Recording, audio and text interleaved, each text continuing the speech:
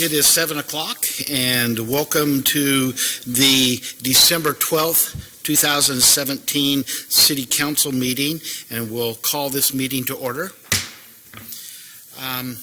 We have a visitor this evening, Abby from Gaston High School, and she's, for one of her classes, needs to come to a community meeting. So, Abby, if you'd come up, she's going to lead us in our Pledge of Allegiance. I had to twist her arm just a little bit, but if you just come up here, Abby, and if we'd all stand for the Pledge of Allegiance. Allegiance to the flag of the United States of America and to the republic for which it stands, one nation, under God, indivisible, with liberty and justice for all. Thank you. And Abby, here's a lapel pin just to show that you've come to the council meeting this evening, and I signed off so that you've taken care of that requirement for your class. But again, enjoy the meeting tonight, and thank you for taking interest in your local politics and government. Thank you. Yes, our pleasure to have you here.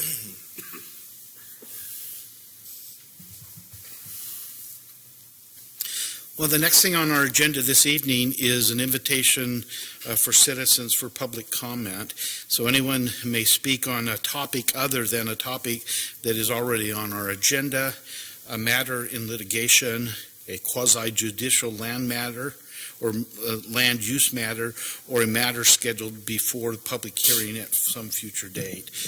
We limit our conversations depending on how many people would like to speak, and we do have a sign up back there. So, Melissa, did you receive anyone that would like to speak to the? Go ahead, come up. If you could state your name and address and sign in for us, and we'll limit your conversations to 5 minutes this evening. Oh, this is very, very quick. Okay. It's very quick. My name is Lisa McCrack. I'm at 521 Southwest Filbert in McMinnville. It's 2 screws and a 4x8 sign that is causing a ton of confusion. You guys are all about signage, apparently. It is the veteran sign from the 18 on 3 Mile Lane. It still says Northwest Evans. The sucker's got to come down. It's been 2.5 years after repeated requests from the office, the county office, our office, to take it down. They took down the one that said Court Street a year ago. We're moving again. So the sign needs to be taken down. It's causing veterans confusion because they're trying to follow the signs. We don't want them to follow that sign. We want them to follow Google when we update Google. So I'm also going to request HHS to not request the city to put any more signs up because we keep moving.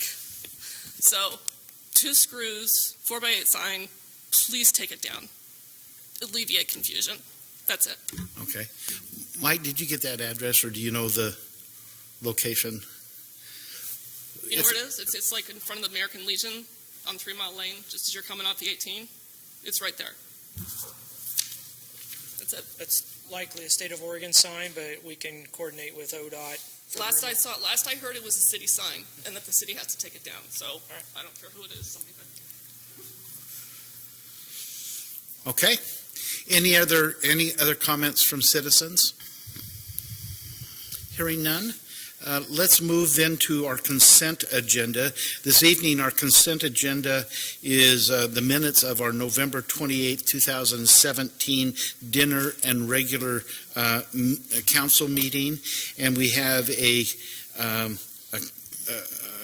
consider a full premise commercial OLCC license application from El Rancho Market LLC located at 523 Southeast Baker Street, not Baker Creek. So it's Baker Street.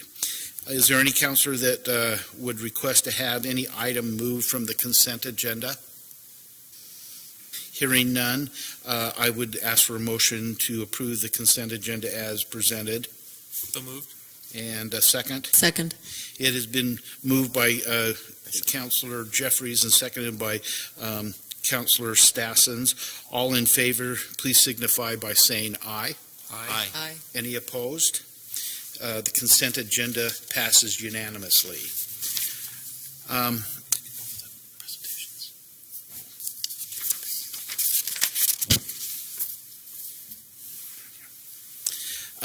That takes us to our presentations this evening. Our first presentation is on our sanitary sewer rates, and I'll have Mike introduce Deb, who's here to update us on that. So go ahead, Mike. Thank you, Mayor, members of the council. Many of you will recall that when the city adopted its updated wastewater master plans, we also at that time adopted an updated wastewater financial plan that was in about 2010. As part of the adoption of that financial plan, the plan recommended a series of rate increases to be able to cover the city's capital and maintenance costs related to wastewater. As part of that wastewater financial plan, the city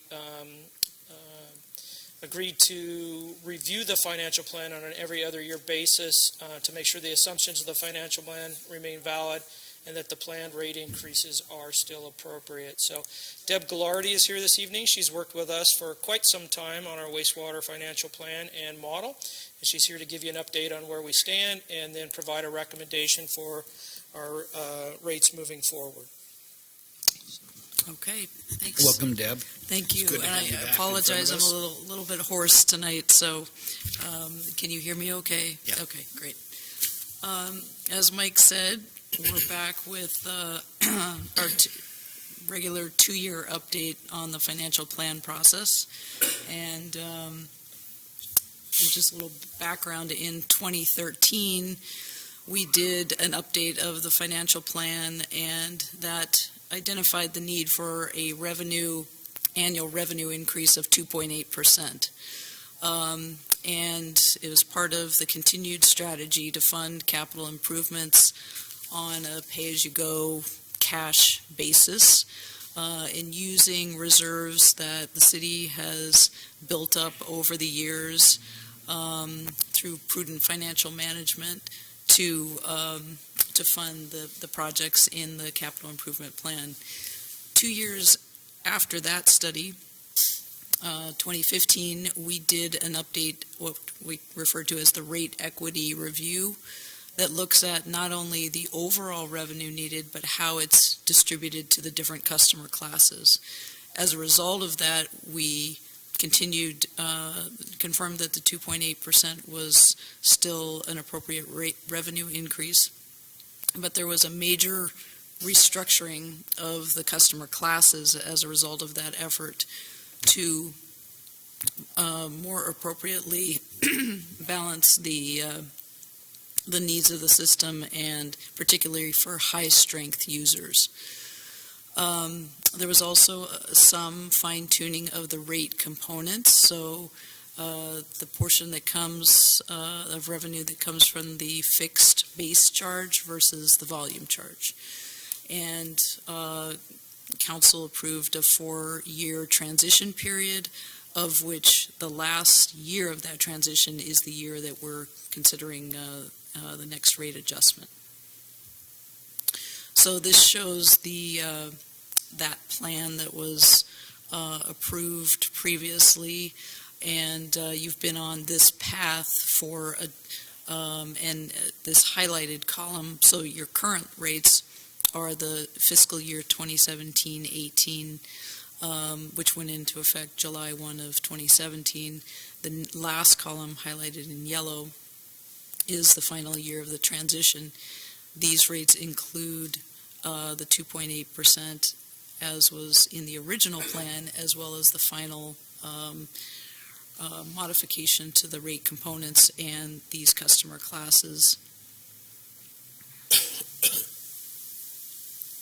The rate objectives, as have always been kind of our framework, this update really focuses on the adequacy of the revenue, that they're sufficient to meet the projected needs, and as well as equity. We haven't reevaluated the equity piece, but again, because it was a transition over multiple years, this increase still addresses rate equity.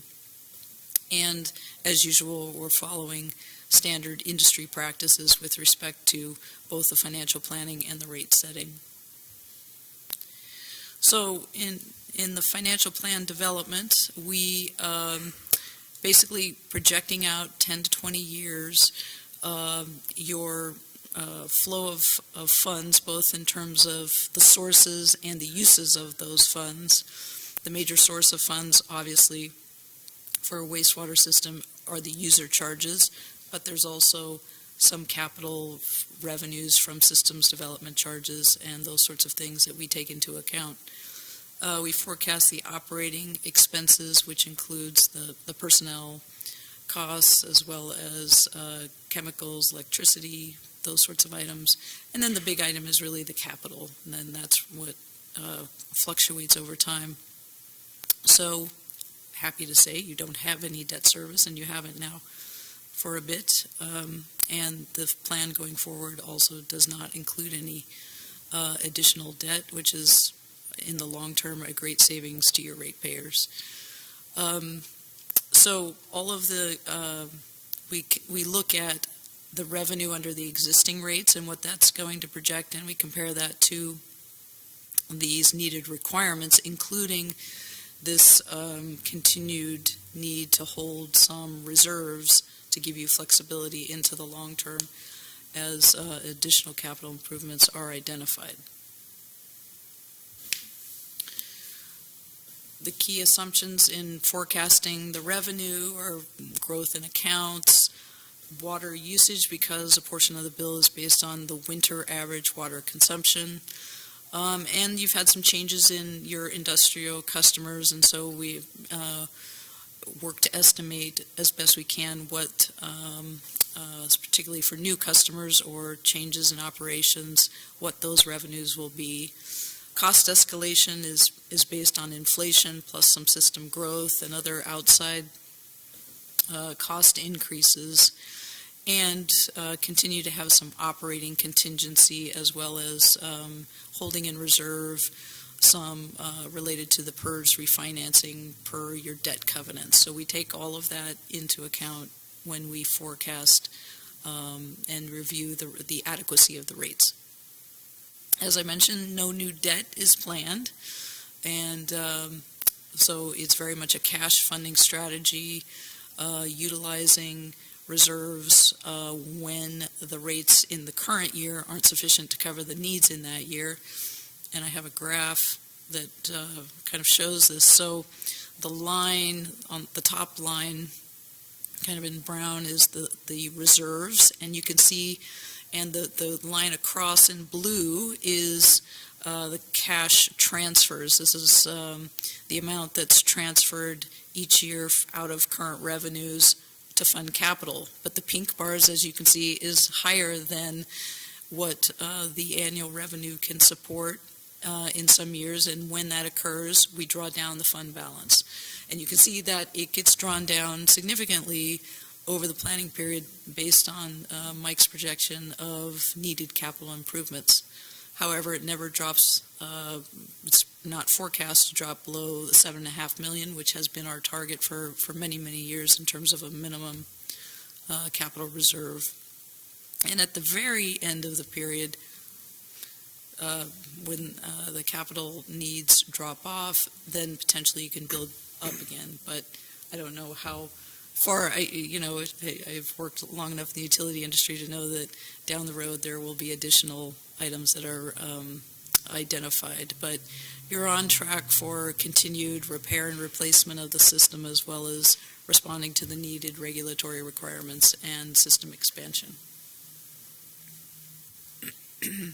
So this then just shows the current rates compared to the recommended rates, and it includes, again, both that 2.8% increase as well as the final equity adjustments. And that's why the column that shows the percentage change is not 2.8% across the board. There's a little bit higher increase in the fixed charge based on the rate equity review from 2015, and a little bit lower increase in the volume charge. So when you combine those components into a bill for a residential customer, a typical residential customer would increase about $1.60 per month based on the proposed rates for fiscal 2019. And you can see that all of the sample of customers would increase just under 3%. So just summarize recommendations, implement the final year of the equity transition. In the future, so we made as I said, a major change to the customer classification system in 2015, and the intention is to, at some point in the future, continue to improve the equity with respect to the commercial rates, because right now you charge a retail customer the same as you do a restaurant, and we know that the strength, the wastewater concentration from those customers are very different. And so the next evolution of your equity and customer classification could be a disaggregation of those commercial customers to better align with the cost of service. So we put in place a structure that can apply to commercial as well as industrial, but it takes a lot of information, data on your customers and what type of business they are, and a tracking mechanism and all those things in order to get that up and running. But that's something that's potentially on the horizon. As I said, the 2.8% continues to be to balance the needs of the system and also keep the rate increases to a minimal level. As you've always done so well, continue to review the costs and the revenues every couple of years and revise this strategy as needed to meet future goals. But right now it looks like on track with what has been projected in the last two updates. Any questions? That is... So any questions for Deb or for Mike? Go ahead, Alan. Excuse me. So you're mentioning the difference between the commercial and the residential unit user. They're both going to be at the 2.8% increase, and that's a little bit disproportionate for the amount of usage one uses versus the other. How long do you think it'd take to take a good look at that and see how that could be adjusted? Well, actually, between residential and commercial is not the issue. It's within the commercial class where there's an issue. Mm-hmm. So right now, commercial customers do pay more than a residential customer, but they all pay the same, whereas we know that the discharge from the different types of commercial customers is not the same. And typically, we have set up a class grouping system of 4 or 5 categories so that ultimately you can place, based on the type of business, customers in higher strength categories. Like Newburgh and Dundee both have similar systems in place for commercial as well as industrial. I know we took a good hard look at this a few years ago. That came up with some of our commercial users in town. Where's the balance and where's the fairness of it all? And I don't think we actually did anything at all at that time.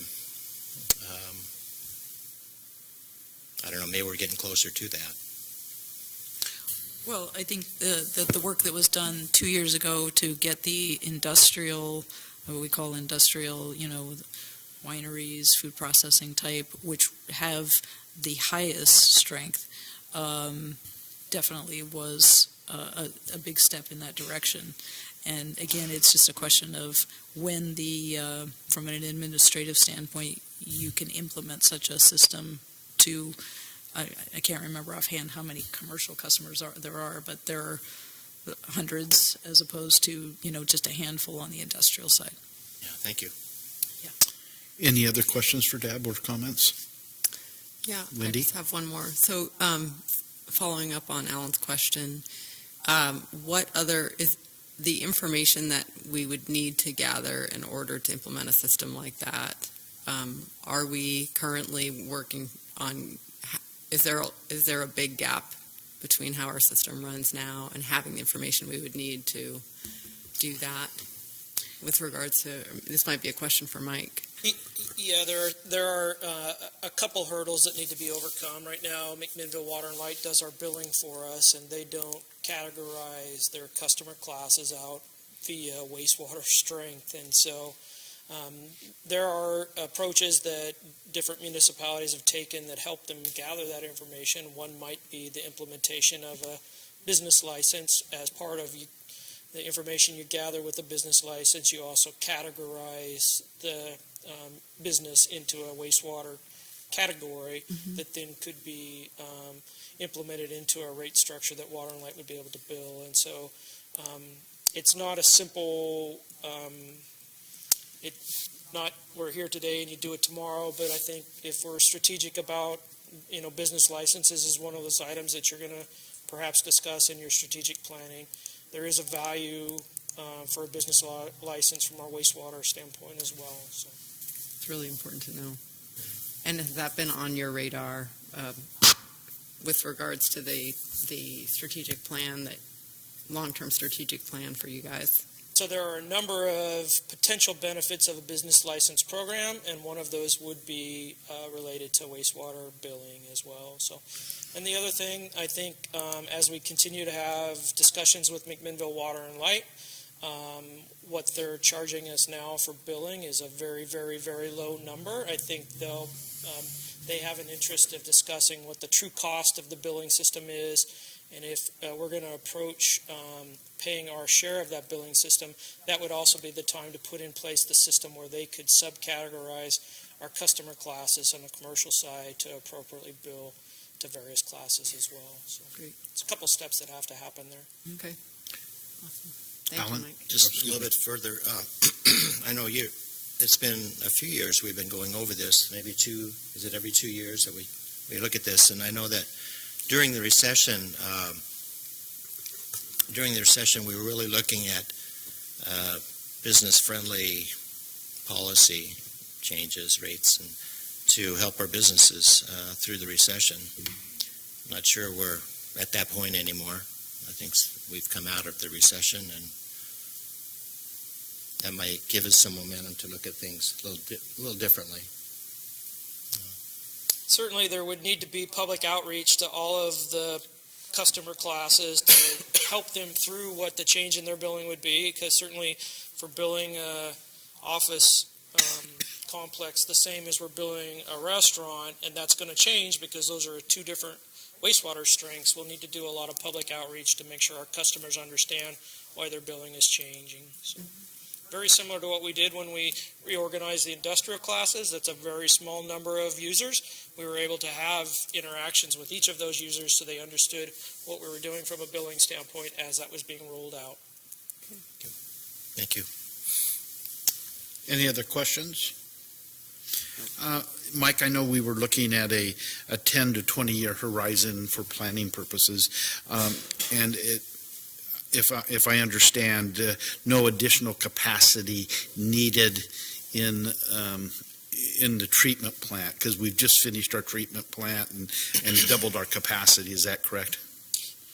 Well, we've recently completed an upgrade to our secondary treatment process. We're in the middle of a design effort that's looking at our tertiary treatment process, which is final treatment and filtration, and we're in the process of advancing that project that's in the capital plan. There are a number of large projects still left in our capital plan that wastewater model is built upon. Solids handling is a large capital project that's in our future. The master plan that the financial plan is based on had a sunset of about 2023, if I remember correctly. We're in the capital plan. We have funds in fiscal year 2 out to start a new master planning effort so that we're looking ahead another 20 years. And that's where the council's policy to have a reserve in place at the end of this plan sets up that future generation for them to be able to advance some of the projects that will be necessary as we continue to grow and as the system continues to age. And so our treatment plant, which we consider a new treatment plant, was actually built in '96, so it's 20-some years old now. And you'll have replacement of a bunch of that infrastructure over time. And so the success part of the story that we've talked about for many years now is that the policymakers that preceded you all in the 90s really set us on a path forward that we're able to affect significant improvements in the wastewater system without incurring additional debt, which is a very unique situation to be in. Many of our sister municipal agencies are in the process of having to take on significant debt for wastewater, and we are no longer the poster child for the highest sewer rates in the state. Many agencies have passed us, and we're really the envy of a lot of places in the state. So. And that's why we go through this process every 2 years, is to make sure that we have a trajectory that was be in line for continuing to be at that kind of position. You'll note in the chart that Deb put up that the last couple years of that chart there was no capital investment occurring because that is past the end date of our current master plan, and so that's the importance of doing a master plan update here in a year or two that will lay out the capital plan moving forward beyond the sunset of the capital expenditures that are planned in the current plan. So. And then one other question I would have, that what would be our largest industrial users right now? I'm guessing the steel plant with their water usage is maybe one of the higher ones. Cascade Steel is a non-discharging industrial user. The only waste that Cascade Steel sends to us is the domestic waste from their restrooms and employee break areas. So interestingly enough, they're not a discharger from a. So they're recycling and, okay. They have their direct access to the river, right? They don't use our system. They cool, and then through the storm cooling areas. Cascade Steel does have a state stormwater discharge permit for any water that they aren't reusing as part of their process. But there are a number of industrial customers that are in the various classes, and I'm certainly able to share that information if the council directs, but that's usually not something that we get into.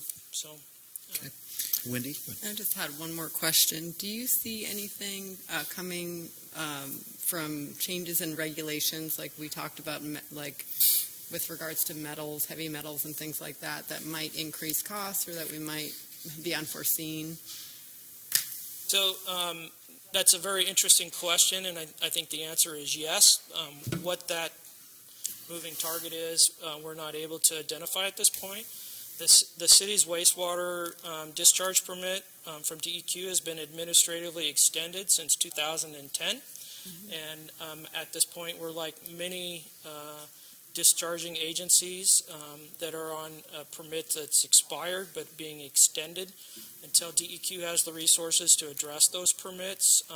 We're not really sure what the next sort of set of regulations that will come forward to us is. We expect that they'll visit the Yamhill Basin and look at what the loading requirements to the Yamhill Basin need to be. Much like the Willamette Basin, we expect that there'll be a temperature limit on our discharge, and so we'll have to look at how we're going to treat our effluent to reduce its temperature.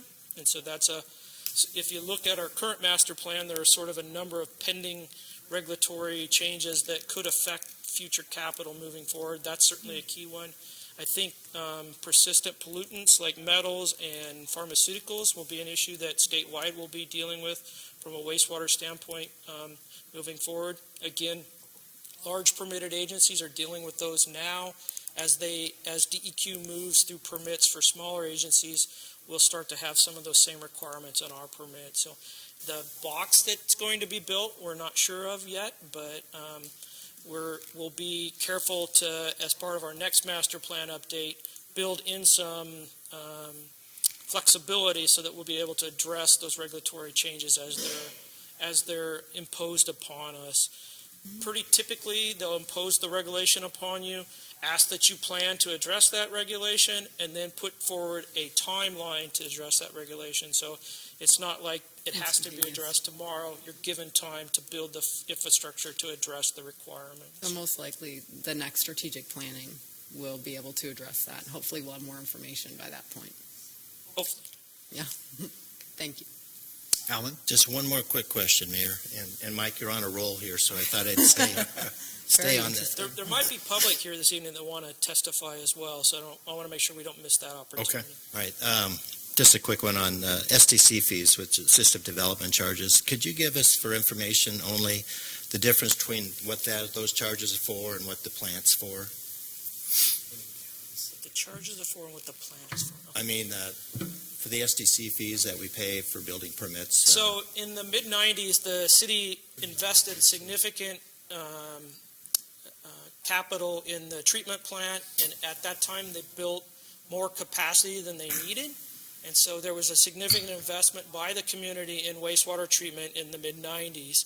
And we have been, through collection of system development charges, we have been repaying some of that additional capacity that the community built in the mid-'90s. So currently, when you pay an SDC fee with a building permit for wastewater, you're repaying some of that investment the community's already made in the system. In transportation, we have a number of projects that are needed for the future. And so when you pay your system development charge for transportation, you're investing in a future improvement. So that's the distinction between those two SDCs that we're collecting at this point. Great, thank you. Thank you, Alan. Any other questions?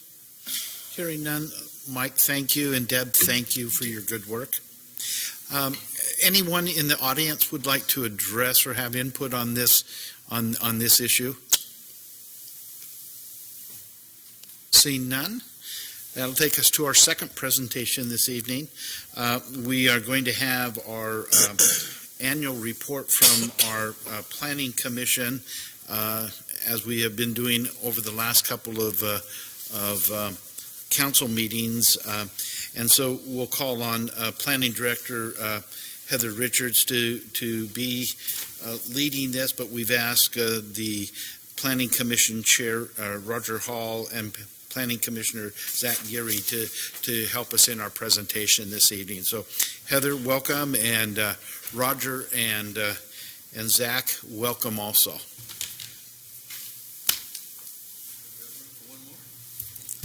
Always have room for one. That's interesting. So good evening, Mayor and City Councilors. As you know, we've been working through our annual reports to you from your volunteer committees that serve you throughout the year. This is the Planning Commission annual report. It's a little longer than the others because they have a pretty hefty workload that they're working through for you. So what we wanted to do tonight is share what they've done in 2017 and then also talk about things that are planned for 2018. But before we get into that, I wanted to share a little bit with you about what the Planning Commission is. It is advisory. It serves two roles. It's advisory to City Council, but it also is a quasi-judicial decision-making body. So they're making legal decisions representing the city of McMinnville. Their purpose statement, and I shared this with you at the last meeting, but I think it's important to reiterate it, is to plan for the growth and development of McMinnville in an orderly fashion with adequate resources for housing, business, industry, transportation, recreation, culture, comfort, health, and welfare of McMinnville residents, so that residents and businesses enjoy high quality of life. So they have a pretty big charge in front of them. It's to really look at what the future of McMinnville will look like and to be able to assure that we manage that growth in such a way that it protects the quality of life for the community, but is also something that we can afford as we move forward in terms of our services supporting it. So all those pieces come together under the Planning Commission charge. They're also the Citizen Involvement Committee, so they are the committee where the citizens of McMinnville get to participate in government processes and deliberation and at a public hearing level. So many of the things that are coming forward to them are conducted through a public hearing process. Their membership is 9 members, so 2 more than City Council. They have ward representation, 2 for each ward. They have 3 at-large members, including someone who could live in the urban growth boundary. Currently, we do not have that. They're meant to represent a good cross-section of citizens, and right now I would suggest that they do. We have a diversity of age and generations on the Planning Commission. We also have gender diversity. The one thing that we don't have that perhaps we should think about as we move forward is also cultural diversity as we begin to really encourage our Latino representation on our committees as well. Their terms are 4-year terms. They can serve 3 full terms, so 12 years at the Planning Commission. Oftentimes, the Planning Commission is a training ground for City Council elected officials as well as people get comfortable with the role of planning in the city and the process. And then we also have an ex officio youth position that we're working on populating through the high school right now. So these are the members of the commission. You have a brief description of each of them in your staff report. What I want to point out to you is that your volunteer committee is really representing a strong contingent of people with a very varied background, but there's a lot of planning experience there. We have one planning commissioner that was a transportation planner for the city of Anchorage for about 25 years, who is now working with us on non-vehicle planning issues. So that's a great resource to have. We have an administrator of a university, a retired administrator of a university. We have PhD candidates as well, sitting right next to me, Roger Hall. So going through what each commissioner brought to the table in terms of their experience, it was really a wide breadth of experience. And then we also have commissioners who have grown up here, who have gone through the school system, who have elected to stay here in McMinnville and raise their family here, and Zach is a representation of that. So in terms of planning, they do current planning and long-range planning. The current planning is administering the development code, so that's the zoning ordinance and applying the comprehensive plan and the zoning map and all these foundational documents, and then also doing land use decisions. So that's the public hearing process in terms of rendering decisions for land use applications. They had 12 of those going through the commission last year, so 12 public hearing processes. Long-range planning is planning for the future of our community. This is something that we've been working on, trying to set a foundation for so that we can move forward with some more intentional long-range planning in the next several years. This is something that sort of laid a little dormant in the last several years, and we want to get it active again. And that's looking at amending the development code to reflect the changing community preferences and market conditions within the framework of the comprehensive plan. And then it's also a planning framework and major projects, and they have 10 of those that they've been working on for you as well. So when I first got here, I was asked to do an assessment of our long-range planning needs, and in January and February worked with the Planning Commission on what that was.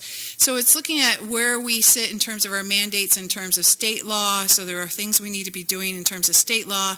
There are things we need to be doing in terms of federal law. There are things we should be doing in terms of strategic planning. There's foundational planning initiatives. And then we have two critical documents that we should be updating and keeping abreast of, and that's the comprehensive plan and the development code. So you have a copy of that in front of you. We went through where we are at with the plans. I'm sorry to say most of them we are behind on. And then also a sort of assessment of prioritization, so high, medium, and low, in terms of how to move forward with those plans, which ones we should be tackling first. And then also assessment in terms of what's going to return an investment in terms of the tax base or revenue structure for the city, being able to fund services. So that's that infrastructure piece in terms of orderly growth. And then also what would return an investment on quality of life. So that's that quality of life charge that's in the Planning Commission as well. So you have that in front of you.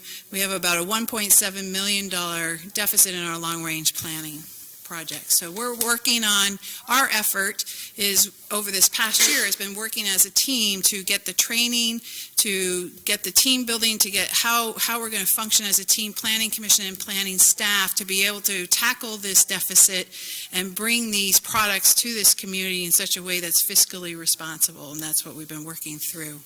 And the Planning Commission has made a commitment to planning staff that they will be that member of our team to do that. So they're meeting in work sessions before their business meetings now. They have some long evenings in front of them when we're working through things, but they take an hour at each meeting to go through really some strategic dialogue about the types of planning processes we should be looking at, what are the new products that we want to be working on. They give us direction, and then we come back to them in a future business meeting with recommendations that we take through a public process. So we took that assessment and we talked about how can we put this into a work plan over 5 years. You have that in front of you as well. It's very aggressive. I'll be the first to share that with you. And I don't shy away from aggressive work plans, but this is a pretty aggressive one, admittedly. So I don't expect we'll get it all done within that time frame, but it's a great goal to try to achieve. So that's what we've been working towards. It is set up in 2-year increments, you see there, so it gives us some flexibility as to when we're going to tackle them within those 2 years, because some of them take a little bit of time to put the funding resources together to move them forward. And it's divided into 3 components: long-range plans, comprehensive plan amendments, and zoning ordinance amendments.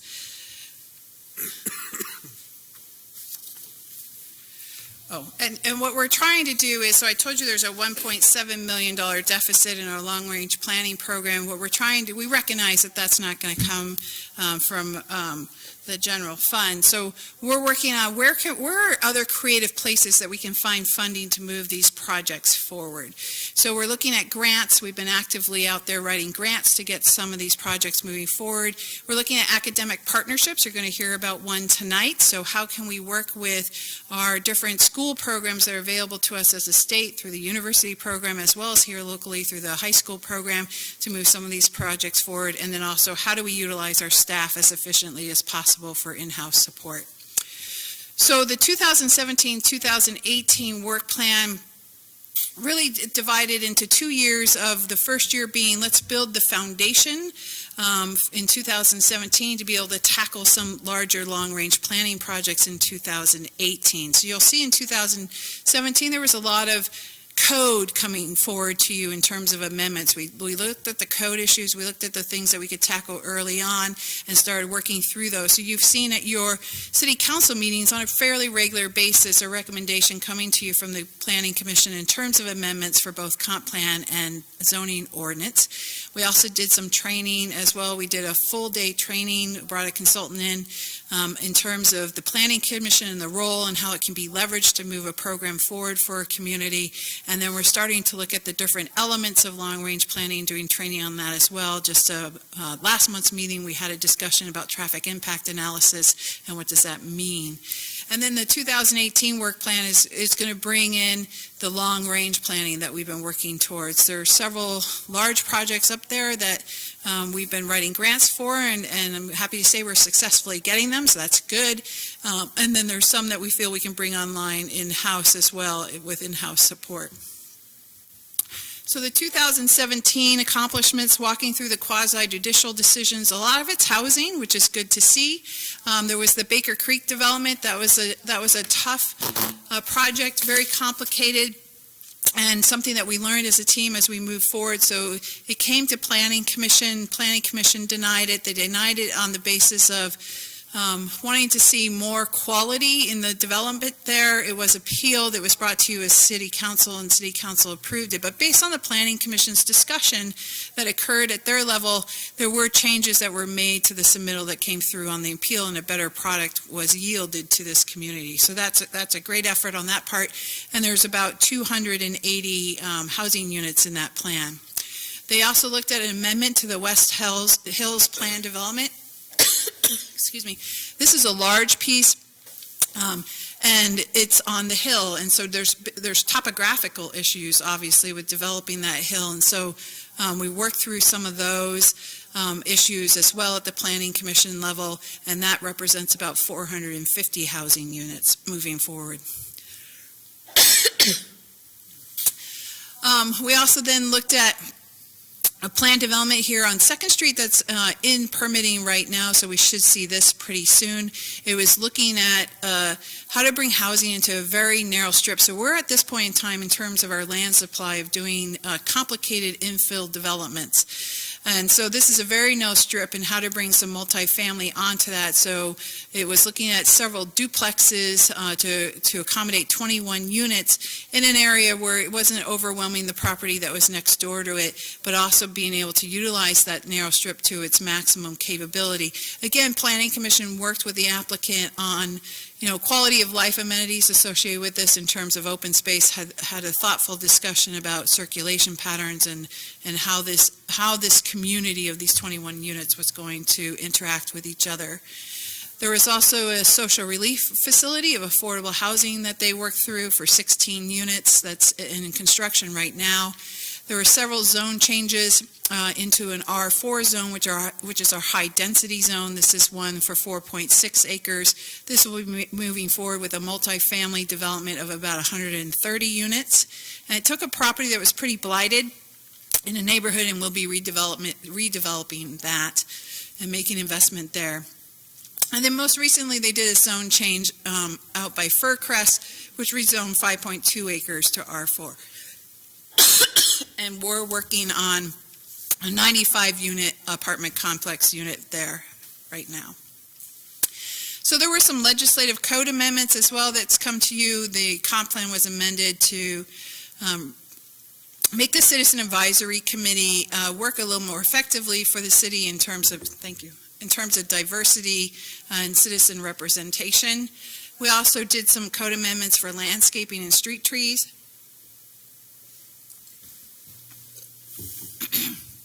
We had looked at the Historic Preservation Code, which was outdated from the 1980s, and updated that. We're at the City Council, you're now reviewing the wireless facility codes. I apologize. I don't normally have frogs in my throat. So. And you're looking at that right now, and this Planning Commission worked through that. We worked through steep streets, which is unique to McMinnville because our development's occurring on the hills now, and what does that mean in terms of that development? Tonight you're going to hear about neighborhood meetings, which is a recommendation that comes from the Planning Commission based on things they were seeing happening at the Planning Commission level with their public hearing processes and citizens being informed or not feeling as informed as they came into the public process. We also did some work on accessory dwelling units and became one of the first cities in the state of Oregon to become compliant with the most recently passed Senate Bill 1051. And that's being noted by the state right now, so that's good. There's a cottage cluster code that's in development at this point in time, and we actually are working with McMinnville High School and their ESA program on putting a pilot project together underneath this code that will move forward as a collaborative project with the faith-based community, the city, and how to solve some homeless issues. So that's a pretty exciting project too. What to look for in 2018 is we are looking at 3 Mile Lane. You'll hear a little bit about it in terms of the work we did with the University of Oregon. This is a place that has a lot of opportunity for investment. There's a lot of undeveloped land there. There's current investment taking place as well with the Jackson Family Wines and the Falls Event Center, and there's a mixture of zoning there, and this has not been looked at since 1995, so it really is something that we should be exploring in terms of opportunities for the city.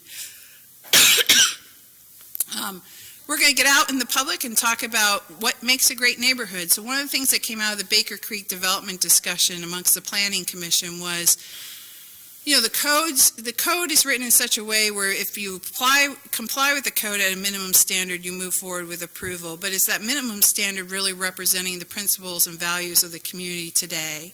So the Planning Commission wants to get out and have a dialogue with the community as to what makes a great neighborhood in McMinnville and hear from them and then write a code that serves that purpose, those principles. So we'll start that effort and discussion. We also need to understand what's our buildable lands inventory. So there's a lot of discussion about housing in McMinnville, but we really don't understand how much land we have to develop on. What is our housing needs? We talk about affordable housing. I would suggest to you we have a housing issue in all forms of housing in this community in terms of supply, from high-level management down to affordable. We need to understand that. And then we also need a strategy for how we're going to overcome that. So we just recently got a grant from, I don't think I've shared this with Roger and Zach, we got notice yesterday that we got a grant from the state to be able to move forward with this effort. It's a first big step for McMinnville in terms of a discussion of housing, so I'm glad to see that. And that will be an effort that we'll be undertaking here over the next 12 months. And then we're also looking at, in McMinnville, our residential zone encompasses parks, it also encompasses schools, and it encompasses public facilities. So we don't really have a good collective idea of how much residential land we clearly have for residential development versus these other elements. So what we'd like to do is sort of start separating those in terms of our map, our comprehensive plan map and our zone map, so it's truly representing the appropriate visual for how much residential land we have in the city of McMinnville. There are 466 acres of land that are encompassed in these other uses that are zoned residential right now. And we don't have any site and design for multifamily. I just shared with you a lot of projects that are rolling through our process right now that are multifamily, that we don't have site and design review for them. So what that means is you can come in and build a multifamily complex through a building permit, and then we review it at our level for things such as landscaping and parking requirements. Many communities go a little bit further than that to ensure that the multifamily product is really creating a neighborhood for all those people who are living in that very densely occupied area. So what we'd like to do is put together a site and design review process for that for Planning Commission and City Council to consider over this next year, so we can ensure those projects have enduring value for generations to come. We have a grant for a historic preservation plan that will be worked on by the Historic Landmarks Committee, but then it will come to the Planning Commission because it is part of the comprehensive plan as part of our Goal 5 efforts underneath the state. And we're also working on an economic development strategy. We just today had a discussion with our vendor that we're going to use, consultant team we're going to use for that, Community Attributes Inc. We selected it through a process using partners in the community, MEDP, MDA, the Chamber, and Visit McMinnville, as well as city staff, went through a process of selection for that. Community Attributes is a company that's worked a lot in Washington, is starting to work in Oregon, but they come from sort of an outside-of-the-box approach to putting these strategies together, so we're really excited to see that come forward into McMinnville, and it will build off of our EOA we did a couple years ago and go through the Planning Commission eventually. So we expect to see with that economic development strategy changes in our industrial zones. Most of our zoning ordinance was written in the 1980s and hasn't been comprehensively updated since then. So oftentimes we're trying to stick a square peg into a round hole and figure out how to make it work. So what we'd like to do is, after we develop the strategy, work through those industrial zones and make sure that they're representing what we want to see developed in those areas. There's a big difference between land that's being set aside for high-density job creation versus land that's being set aside for other activities that aren't relative to really job creation. And Park Zone, we'll be looking at parks and public gathering spaces. And then I just learned today, we'll be setting up some meetings with Linfield College to pursue a university district for them, so that we can ensure their campus field moves forward and extends beyond just their own public holdings, their own holdings, into a real sense of place around Linfield. So that will be a partnership there. The last thing we wanted to share was about seizing opportunity. So again, we're being as creative as we can. So how do we work with other entities out there? Portland State University has a graduate program. The students do a capstone project. I think there's a great opportunity to bring them in and work on a bicycle pedestrian plan for McMinnville, to take what's in our TSP and make it a little bit more detailed and really start creating connectivity. And we're in discussions with them right now for that. And then potentially looking at our entryways to McMinnville as well. We currently have a development occurring at the entryway on Highway 18, the western side of that. It's an opportunity of some land that was there that could have been a real gateway to McMinnville. We didn't have an overlay on it, so we didn't have any ways to ensure that it moved forward in the way that the community would have wanted it to move forward. We haven't had a discussion of what that would look like, what the community would want for that. And so some of our planning commissioners came to us and said, we need to really have this dialogue because we have limited land supply. We want to make sure the build out of that is really moving this community in the direction it wants to go in terms of future. So I've gone on quite a bit, and I apologize for that. I wanted to give Roger and Zach a chance to provide comments as well. Roger and Zach have been a great team to sort of spearhead the Planning Commission as it's gone through this evolutionary process of there's a lot of new members, so they've been doing a lot of team building. Roger's been a great chair for it, especially with relative to the public hearings that I've described to you, how much we've had at the Planning Commission level. And Zach's been a great teammate for him, and really Zach is sort of the succession planning for the Planning Commission. So. Wow. She did that all in one breath. Not really. Well, I'm tempted to say what she said. Yeah. Couldn't have said it better myself, and I do appreciate that. At this point, I'd just like to do two things, I guess. One is to give you a thank you. Earlier, Heather referred to the makeup of the Planning Commission at the current time, and frankly, it's a really great bunch of people to work with, and I want to thank you for who you've appointed to the Planning Commission. Team building is a lot easier if you have good people to build that team with, and you've done a really good job in providing us that kind of balance that she referred to. Old and young, experienced, not so experienced. Some of us are really good at taking what I call the large picture or seeing the large picture. Others of us are really good at details, and we tend to kind of keep each other honest and balanced, which is, I think, a good thing. So we appreciate the kinds of folks that you've provided for us to work with.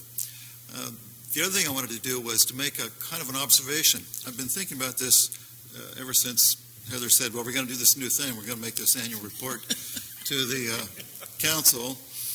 I thought originally I was going to have to make the speech she just made, and I'm glad I didn't. But in thinking about that, it occurred to me that I've been on the Planning Commission now 7 or 8 years, and in that entire period of time, I can only remember 1 or 2 occasions when the council and the Planning Commission got together. I don't know whether that's intentional or not, but what that observation brought to my mind is the fact that we're all part of the same team. We're working toward providing the same quality of life for all of the citizens of this city. You do it in a little different way from the way we do it, and that's good, but there are opportunities that I think we might be missing just by virtue of not meeting often enough with each other that we get to talk about what those common or shared ideas and goals are. So my suggestion, request, whatever, is simply that the council give some thought to a more systematic or at least more frequent meeting of the minds, some opportunity for us just to get together and not socialize so much as just to make sure we're on the same page. And with that, you can add whatever you like to what she said. Zach, just pull that mic over, yeah. I was told I was just going to be here to be handsome and charming. Well, you succeeded. I'd like to echo some of Roger's comments and add some of my own. I'd like to thank Heather and her staff. Heather, you have a gem in Heather, and you also have a gem in her staff. But Heather has laid out a Herculean task for the Planning Commission, for you all, for us, and we don't even know half of what lies ahead of us. So I'd like to thank her and appreciate her and recognize her for that. I'd also like to encourage you as a council to invest in that planning and enjoy some of what I like to call success by design and not success by accident. Heather is a fantastic resource, and I encourage you to invest heavily in the Planning Commission and planning, which is aptly named for what you'd like to do for your city. Seems like a lot of what we have in the 5-year plan can be classified as catch-up work or things that we should have had done a long time ago and things that make sense now only because we haven't done them. So, and that doesn't plan on what we aren't planning on. So I'd like to, again, encourage you to invest in that. I think we have a great commission. I think we're fearless. I think we're young, and would encourage you to consider. Thank you, Zach. You're very welcome. Young on average. I think I'd like to second Commissioner or Chair Hall's recommendation that we work more together, whether that's ideally not ad hoc, which has led to 2 times over potentially 8 years, but maybe more of a planned basis, whether it has an agenda or not, quarterly or not, I don't know if it needs to be monthly, but a more frequent basis to work together, and even if it's not all of us, but just the chair and co-chair and whoever else wants to attend, even if we just hang out in the corner and chime in as necessary at your informal sessions, more collaboration is better. And I'd like to encourage us as the Planning Commission and you as the City Council to adopt more measures, even in spirit alone on sustainability and any amount towards self-sufficiency in our building practices, in our code, in our ordinances, even just the language in rewriting what the Planning Commission is would go a long way. When people read and try and do things in our city, they would realize that we are focused on that and ideally would adopt some of those practices. And along with an investment in the Planning Commission would be an investment in enforcement. A lot of times what we try to do and have set goals on is potentially unobtainable because of enforcement issues, and it leads to the feeling a lot that we are creating paper tigers in our work. I'd like to feel more value in what we do, and to do that we need to be able to actualize the enforcement of our ordinances and codes. So I'd encourage some levity be taken in that matter. And I'd like to say thank you, and I appreciate and love the little bows they do, and I wish we have those for our meeting. We'll do it next time.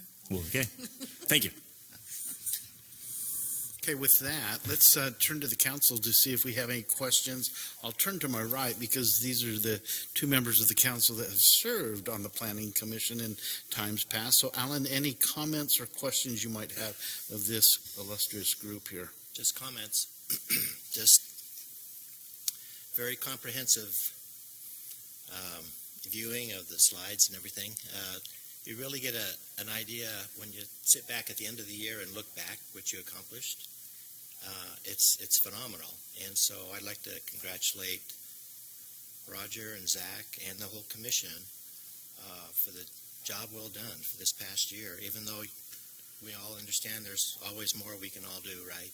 So it's just a matter of looking back and being optimistic about the future from what you've accomplished so far. And it's really great to see from a commission that's really the nuts and bolts of the land use process in the city. And so I just have nothing good things to say about the commission and the leadership there. Congratulations. Thank you. Thank you, Alan. Wendy? I'd like to echo Alan's comments. You can really tell all the work that is being done from the quality of what we see before us in this document and every update we've gotten. There have been a lot of hard things that we're facing with regards to catching up from what we should have been doing and need to now hurry and catch up. And I think there's been a lot of ingenuity used with regards to how we're going to address that, which we really, really appreciate. So thank you for all of your hard work, the Planning Department and the Planning Commission. I did have one question for you, Heather, with regards to projects that take, like the UGB amendment, for example, in 2021 to 23. I know that's that's a big project, of course. Are some of the earlier goals setting us up for being able to tackle that goal, the UGB amendment, some of the earlier projects? Or is that when we're going to start working on that?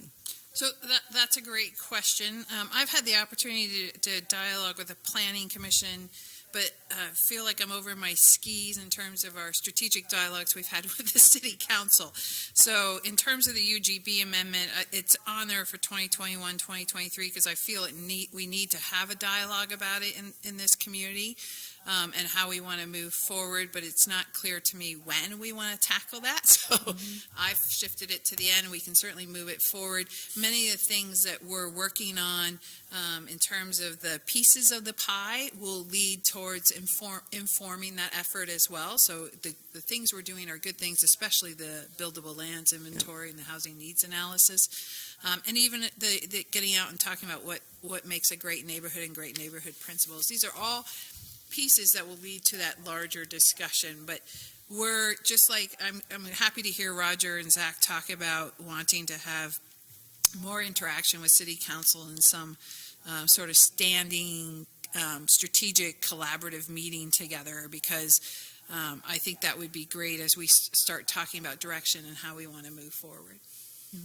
And I would like to echo that also. I feel like there's an opportunity for more synergy if there's more dialogue rather than just reports coming to us. So if we can find a vehicle for being able to have that, where we would be more informed and more involved, and they would be getting good direction, strategic direction from us, I think good things can happen there. So good suggestions. Thank you. Thank you, Wendy. Adam? I just really appreciate everything you guys have done this over the year, and you guys coming out tonight, and that list that you've made is very impressive, and I hope that we can start tackling some of that together. And Kevin? Yeah, about this list, I think this was very brave of you to put this together. In all the years I've been on the council, I have never seen anything like this from any department. And I think this strategic planning and this transparency is really important, especially for us to make decisions and to know what we're talking about. This is 2 FTEs and almost $2 million to fund these needs that are, some of these are 15 years plus past due. It's really important, and I appreciate your transparency and honesty with those things as we move into the next phase of our strategic planning. So thank you. Thank you, Kevin. Kelly, any comments that you might have? I think can you hear me? Yes, you're fine. Okay. First, I think the planning commission and the planning staff, Heather herself, have performed on a superior level in the last year, and I anticipate that they will continue to. I am most impressed with everything that they have done. And all I can say is kudos to all of them. Thank you so much. Thank you, Kelly. And Heather and group, just from my perspective, we have this perfect blend of staff, commission, and passion right now. And you've talked about that.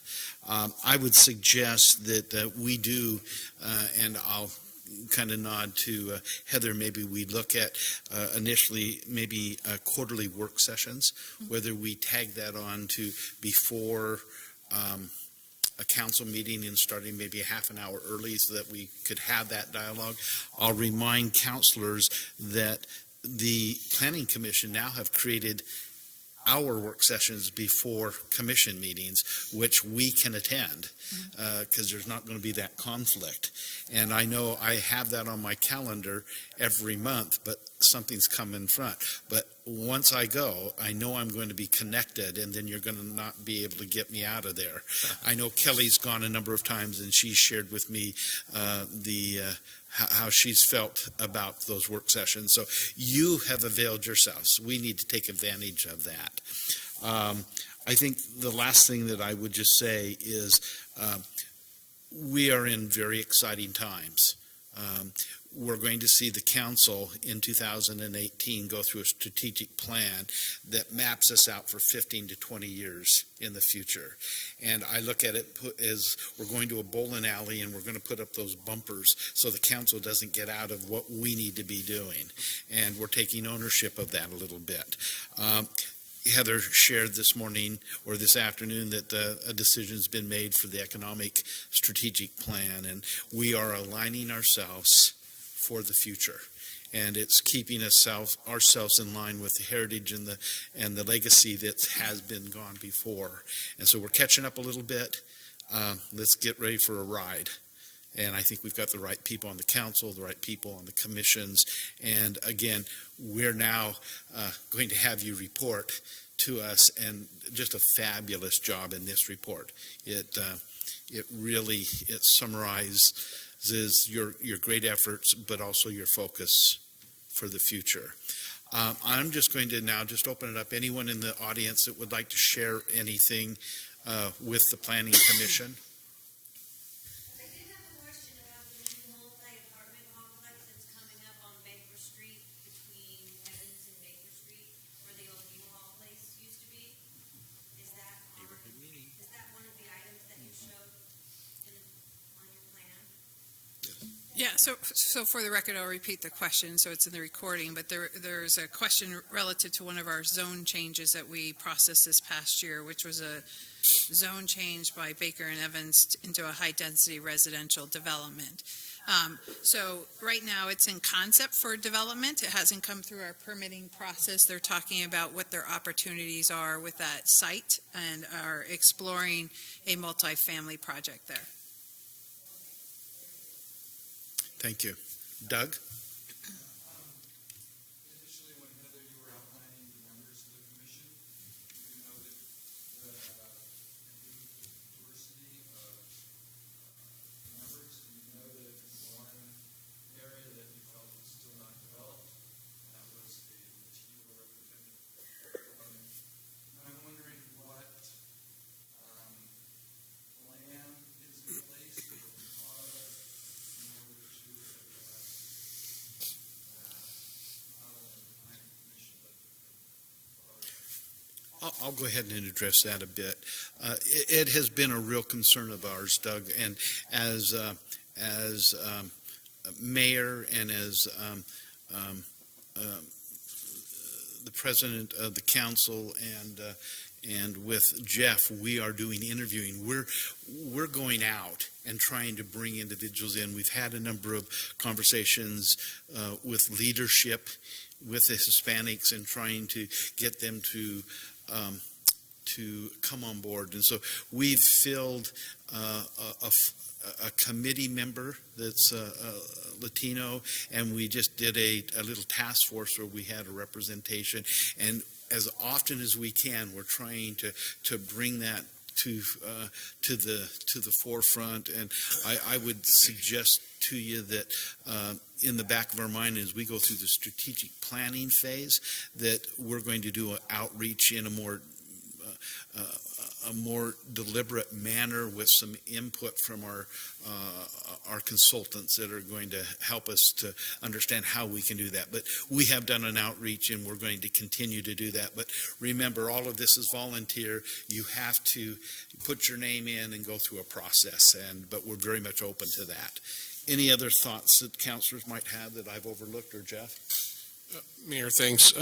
As part of the strategic planning process, we'll have a focused effort to do outreach to underrepresented populations, including Latino, Latinas, youth, and other underrepresented populations in the community. So there'll be a lot of work over the next several months to both try to build leadership capacity and engagement. because we mentioned those, and I didn't want to assume that nothing was happening, but to kind of allow you to verbalize what you have been doing to develop that process. So thank you. Thank you, Doug, for the question. I'd just like to say I've been attending the 5:30 meetings that the commission's been holding, and I've been very impressed with the quality of work you're doing. I mean, you're really getting down in a short period of time, covering a number of topics. I think you have a really great diversity of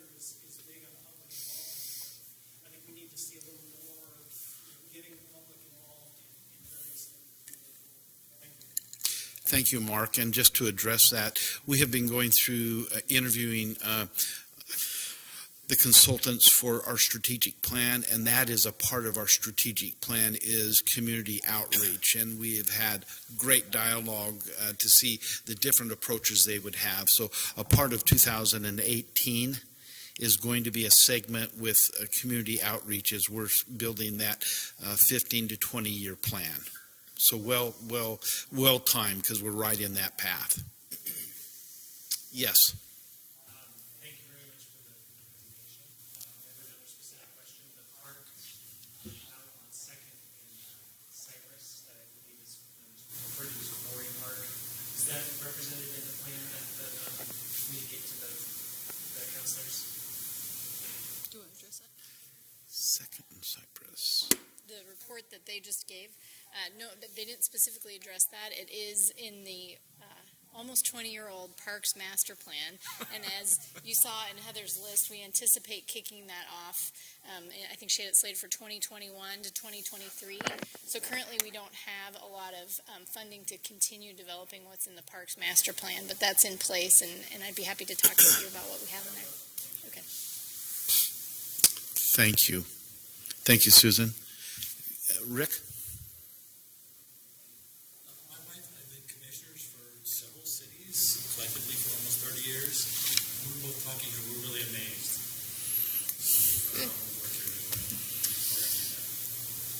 Thank you so much.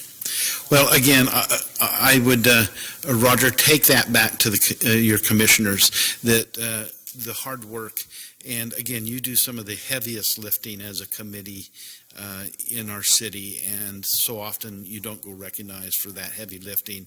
I'll tell you, from a council perspective, we're so thankful for the expertises that you bring to the table. We have different expertises up here, some that have been on the planning commission, some of us that have been on the budget committee for 25 years, and as a collective group, we bring a wholeness, but you guys do the heavy lifting when it comes to the code and zoning and land use from our perspective. Okay, hearing none other, thank you for your presentation.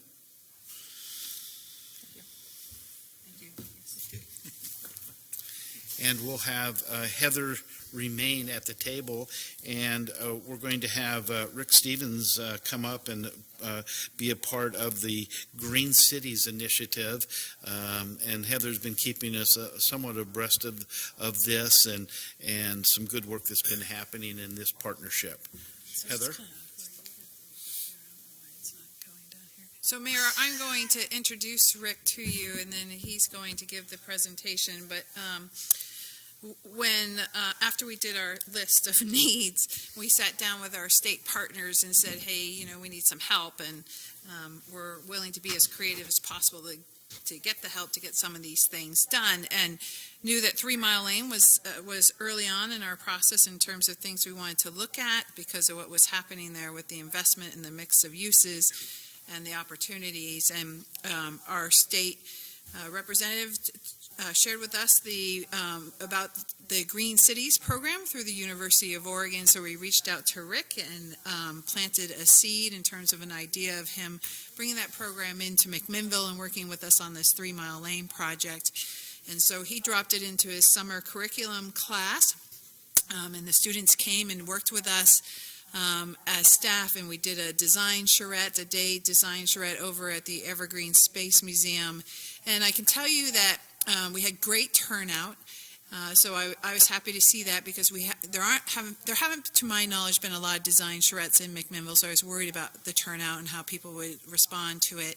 And there were several people who came in because they were more worried about what the discussion would be and impact to them. So they came in a little bit agitated, but after we walked through the process of design charrette, many of them came up to me afterwards and said, that was a great process, so glad I could participate, and have been communicating with me since about how are we moving forward with this. So it really opened up a door in terms of that public involvement process, and it was due to Rick and his class. So Rick is here to give a presentation as to the results of that. Just very short, less than 10 minutes, sort of PowerPoint poisoning light, if you will. So, it was lovely to meet Heather. We had actually, my wife June and I have done about 20 of these throughout the state and some international ones. And December of last year, we just finished doing a program like this. It's project-based learning, where the students have theory in class, and then they have to get out and do implementation in collaboration with cities. So we'd finished the class in December, and we put out a call, and we had actually 20 cities, so more than 20 cities that asked to come out. And then there were some other cities that the state had talked to us about. And this is Embarrass Heather night. So I met Heather, and I said, this is where we're going. This is the end of the story. Because both her enthusiasm and also that you have this extraordinary project. And I knew my students would never forget this. It would change the way they thought about planning and environmental management. So what I'm seeing on screen isn't the same thing here, but this is the class. In the summer, we have a small class. It's usually 25 students. I don't think all of them were able to attend. And then the winter, in the fall quarter, we have 70. So about 100 students a year take this course at University of Oregon. I teach a similar class at Portland State University that has about 50 students. So this project-based learning program is really important to them because they get theory in the classroom and then applications by doing design charrettes and so on. By the way, again, Heather and Mike actually taught one of the classes. They gave lectures for the class, so I'm in their debt for a lot of other reasons as well. So the students were anxious to study this area. It's a really unique place. I know you know this really well, but for the work that my wife and I do here in Oregon, the Pacific Northwest, and internationally, it has so many unique features. I mean, we didn't even know where to start as far as how to approach this. So we left it open to the students to pick their study topics, and they took a variety of approaches. We created a project website with the university hosts. This website is active. There's the URL at the bottom of the screen. It will have all the data on there that we do. It has videos. It has the final report, which will be posted next week. It's got information the city provided, again, Heather and Mike provided for their research. So all of this stuff is on the university website. It also gives a discussion of the class, context for all the student names, and there's also a page on the design charrette itself. This is a photo, again, that we just saw, actually on our screen, but you're just now seeing the design charrette itself. I think we had over 60 people there, 50 registered, another dozen or so came and went without registering. Some didn't want to. And as Heather said, there were some people that were really agitated. They were afraid this was something that would be imposed upon them, but the students are non-political and also able to share ideas in a non-threatening way. So I think everyone that attended left with a very positive opinion of both the process and their ability to provide input. So one of the things that we did was we collected all the opinions and priorities for the citizens and created a database from that helped guide the students with their research. All of this is in the document that I didn't bring up. This is a draft copy of the document. We're leaving the draft with Heather, and then the final version will be as a PDF online. The importance of that is it's a hypertext document, so if you find something, you can hypertext in and around the document from the table of contents, from the index, and so on. So it's more of an interactive document than something that could be printed. As part of the program, the students are also involved in a lot of high technology things. We do multimedia. The students learn to fly drones. This is one of the photographs the students took with a a hexacopter outside. We got permission, thanks to Mike and Heather from the airport, to fly drones. I have a license. This is all done legally, but we shot a lot of drone photos, and there are some drone videos of your bridge in particular that might be interesting also on this website. The students each prepared videos, so there are 21 videos online. They are as eclectic as you can imagine, everything from whiteboard animations to pop music videos and so on, but they all capture specific things of interest. That's the website for that. The students wrote research papers, which were condensed from about 300 pages down to around 70 for the final version into a report, this report that Heather now has. It involves two things of specific interest, I think, for this project in the city. First is some large-scale planning concepts that you may not have already considered or might not be as familiar with. Some are common, like LEAD-ND, the Leadership for Energy and Design, Leadership in Environmental Design, Neighborhood Development, or others that are a little more esoteric, like Smart Sustainable Community Design. So you have a really unique opportunity with the 3 Mile Lane corridor to adopt a really unusual theme, a unique theme that stands out from other types of development. And the students and myself are excited about the opportunities you have to explore some of these types of developments. So there's much more in detail on, for example, eco-industrial parks and innovation districts and so on for the city to consider. There are going to be over 200 recommendations, or 200 in the draft. Another 20 or so are being fine-tuned right now. There were some international participants from China, South Africa, and at a recent program in the Chinese Planning Congress also wanted to provide some unique thoughts about this. So your program went beyond McMinnville to some international consultants and advisors as well. But right now in the draft there are 200. The final version next week will have 10 to 20 specific recommendations for your consideration. This is a copy of the report. The PDF will be online probably Monday of next week. I went as fast as I could. I know somebody has a trip to New York coming up. You've had a long day. It's the but I want to sincerely thank you for this opportunity, because the 21 students that took this class said such high things about it that my last class had 75 students. So I'm blaming you for the popularity of the class the last quarter, because they said it was a transforming experience for them to work with the public and do something meaningful. Typically, as you know, at the university level, and I don't know if Roger's still here, but students will write a paper, one person will read it, myself, then it goes into, sadly, a trash can. This is going to be online and semi-permanent. It's a university document, also sponsored by the State of Oregon Department of Land and Conservation Department of Land Conservation and Development Department, and for the city. So hopefully it has a long-term value for not only the students but the city as well. So that was less than 10 minutes, I'm almost sure. So let's open it up for any questions or comments that the council would have. I'd just like to thank you for taking the time, and for you guys for coming to look at our town and give us a fresh perspective. I know when Heather shared with us that we were going to have this opportunity, we were all really excited. A lot of times people coming in from the outside, different generation, have a different perspective, so I can't wait to see what they come up with. Thank you. Thank you. From my perspective, I know we really are trying in this community to partnership with the high school and with Linfield and Chemeketa, and to have your class and group come from a different perspective. You know, they may have known, well, I think McMinnville's kind of in the center of the state, but to come and see what those uniquenesses of our community are, and we find ourselves in this particular situation. We've got a free map to start drawing a few things and creating some lasting development out in that corridor, and to have fresh young minds give us opinions and things that maybe we weren't aware of.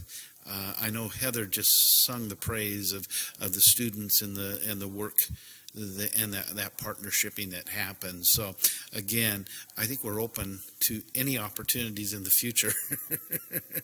I think we really are.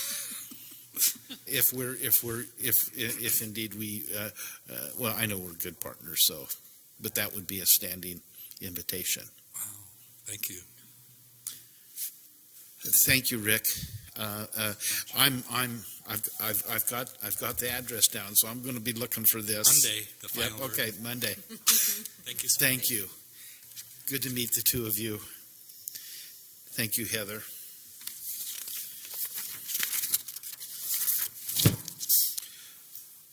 Well, that takes care of presentations, and we've had just a great evening tonight of three great presentations. But this takes us to a resolution 2017-71, a resolution appointing and reappointing members to the various boards, committees, commissions, and task force. So I'm going to turn the time over to Planning Director Richards to present this resolution. Heather? Yes, so the resolution in front of you is to make some appointments to, you've heard about our committees and commissions over the last couple of months in terms of our reports to you, and they are populated by volunteers who are working hard. They are appointed by you as the mayor and city council.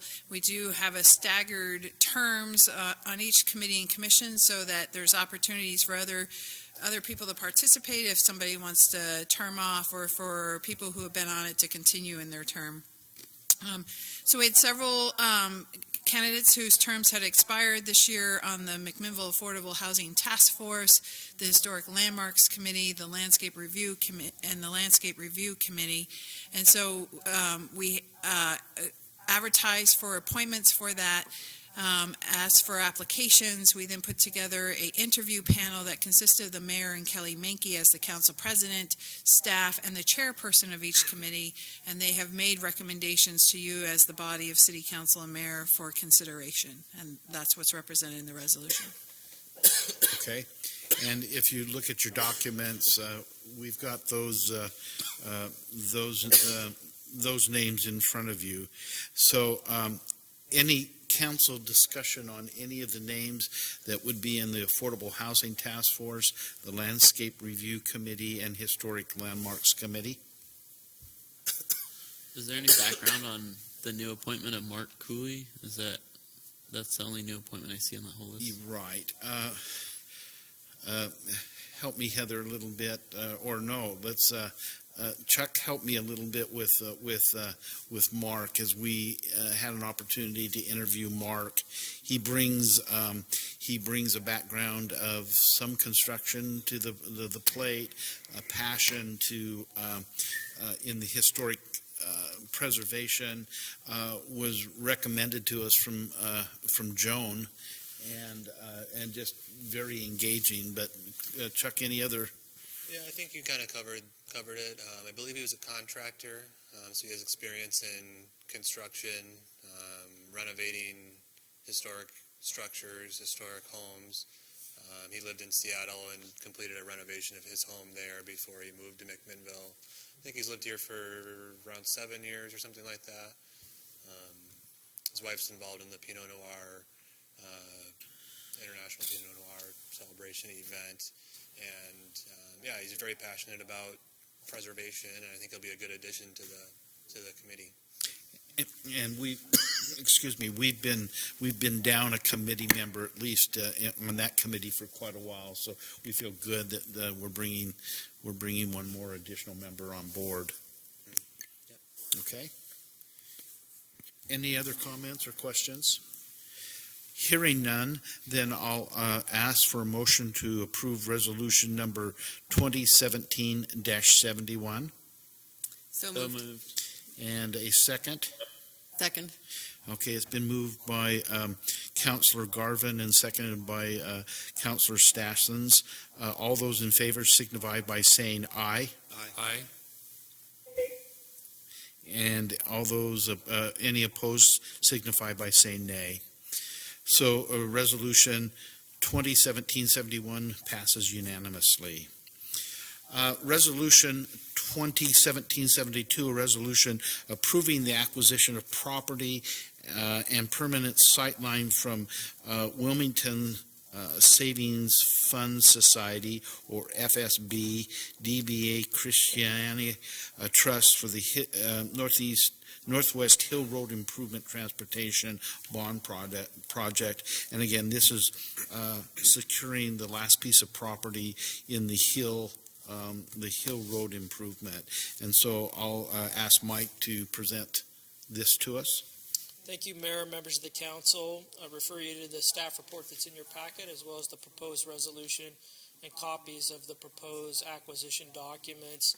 As the mayor noted, this is the last piece of property necessary for completion of the Hill Road improvements that were part of the 2014 transportation bond package. The ownership of this property was in flux as we were acquiring the other properties that we've completed. The ownership has settled, and we've completed the acquisition negotiations with the current owner. Unless there are any questions, staff would recommend that you adopt the resolution that's in the packet authorizing the city manager to execute the deed and purchase documents in the amount of $15,450. Thank you, Mike. Council discussion or any questions? We went over this in our dinner meeting this evening. So I will ask for a motion to approve Resolution 2017-72. So And a second. It has been moved by Councillor Rudin and seconded by Councillor Stassens. All those in favor, please signify by saying aye. Aye. Aye. And any opposed by saying nay. This Resolution 2017-72 passes unanimously. That now takes us to two ordinances that we have this evening. We will now consider the matter of ordinance number 5045. Does any councilor object to having this ordinance read by title only? Mr. Mayor? Yes. I'm just kidding. Yeah, He's you'd just want gonna Dave. his face, but he didn't even look at me. He's Declaring like, a "That's not conflict of happening." interest, Councilor Jeffries? Is that? Hearing none, we'll have the city attorney please read the ordinance into the record. Thank you. Always wanted to do that. This is ordinance number 5045, an ordinance amending Title 17 zoning of the McMinnville City Code specific to Chapter 17.72 applications and review process to include neighborhood meeting requirements for certain types of land use applications. Thank you, David. We'll call on Chuck Darnell to present this to the council. Chuck? Just one page or two.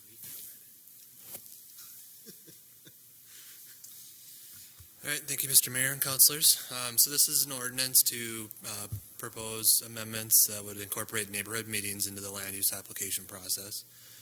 So just for a little bit of background in the Planning Commission's process in discussing this, they directed staff to look into this issue back in, I think it started in the late summer in August, based on some feedback that had been received at public hearings that were held.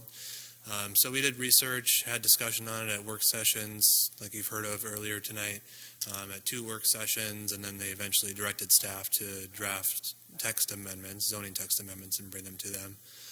So we did that and held a public hearing at the November 16th. Planning Commission and the proposed amendments that are in your packet have come out of that process. So I'll kind of walk through the overview of the amendments and what's included in them. So the basis of this and the main component is that the amendments would require a neighborhood meeting for some types of land use applications, particularly all those that require a public hearing eventually before the Planning Commission. This includes the list that you see up there, kind of major land use applications, larger scale development type projects, like a plan development, subdivisions, variances, zone changes. Those types of requests would require a neighborhood meeting to be held. We also included a couple that don't require a public hearing. Those would be subdivisions of less than 10 lots and vacation home rentals. We didn't include we excluded specifically a few types of applications that require public hearings, such as zoning ordinance and comp plan text amendments, because theoretically those apply citywide and not to a particular neighborhood. And also appeals of public hearing requests and planning director's decision applications, because those applications are already in the process, and to require a neighborhood meeting at that point would complicate things, which I'll kind of touch on here next. So another component of the neighborhood meeting requirements would be that the neighborhood meeting would be required to be held prior to land use application submittal. So that allows for early engagement in the process, early public involvement in the land use planning process and in project development. It avoids confusion with the city's formal process which is mandated by state statute in a 120-day time frame for review, which is why we're not including it in those appeal situations that I recommended or I described before. The proposed amendments would dictate the meeting location and time. We kept it pretty broad and just allowing the applicant to select any location in the city. There are city facilities that are available, but we wanted to leave it up to them to find any facility that would be suitable. It does have to be open to the public and ADA accessible. They'd be required to post a sign at the entry and have a specific starting time of in the evening on weekdays and in the midday on Saturdays. The applicant would be required to provide a mailed notice of the meeting.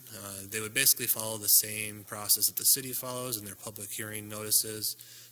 The notices would be mailed to the same distances that property owners eventually receive the public hearing notices from the city, and the same time frame beforehand to allow people or to provide people with an opportunity to plan to attend the meeting. We included some requirements for the basic information that would have to be included in the notice, and also a requirement that the planning department be included in the mailings that we're aware of the neighborhood meetings as they're coming up. One interesting component that the Planning Commission wanted to include was to also require a posted notice on the site of the neighborhood meeting.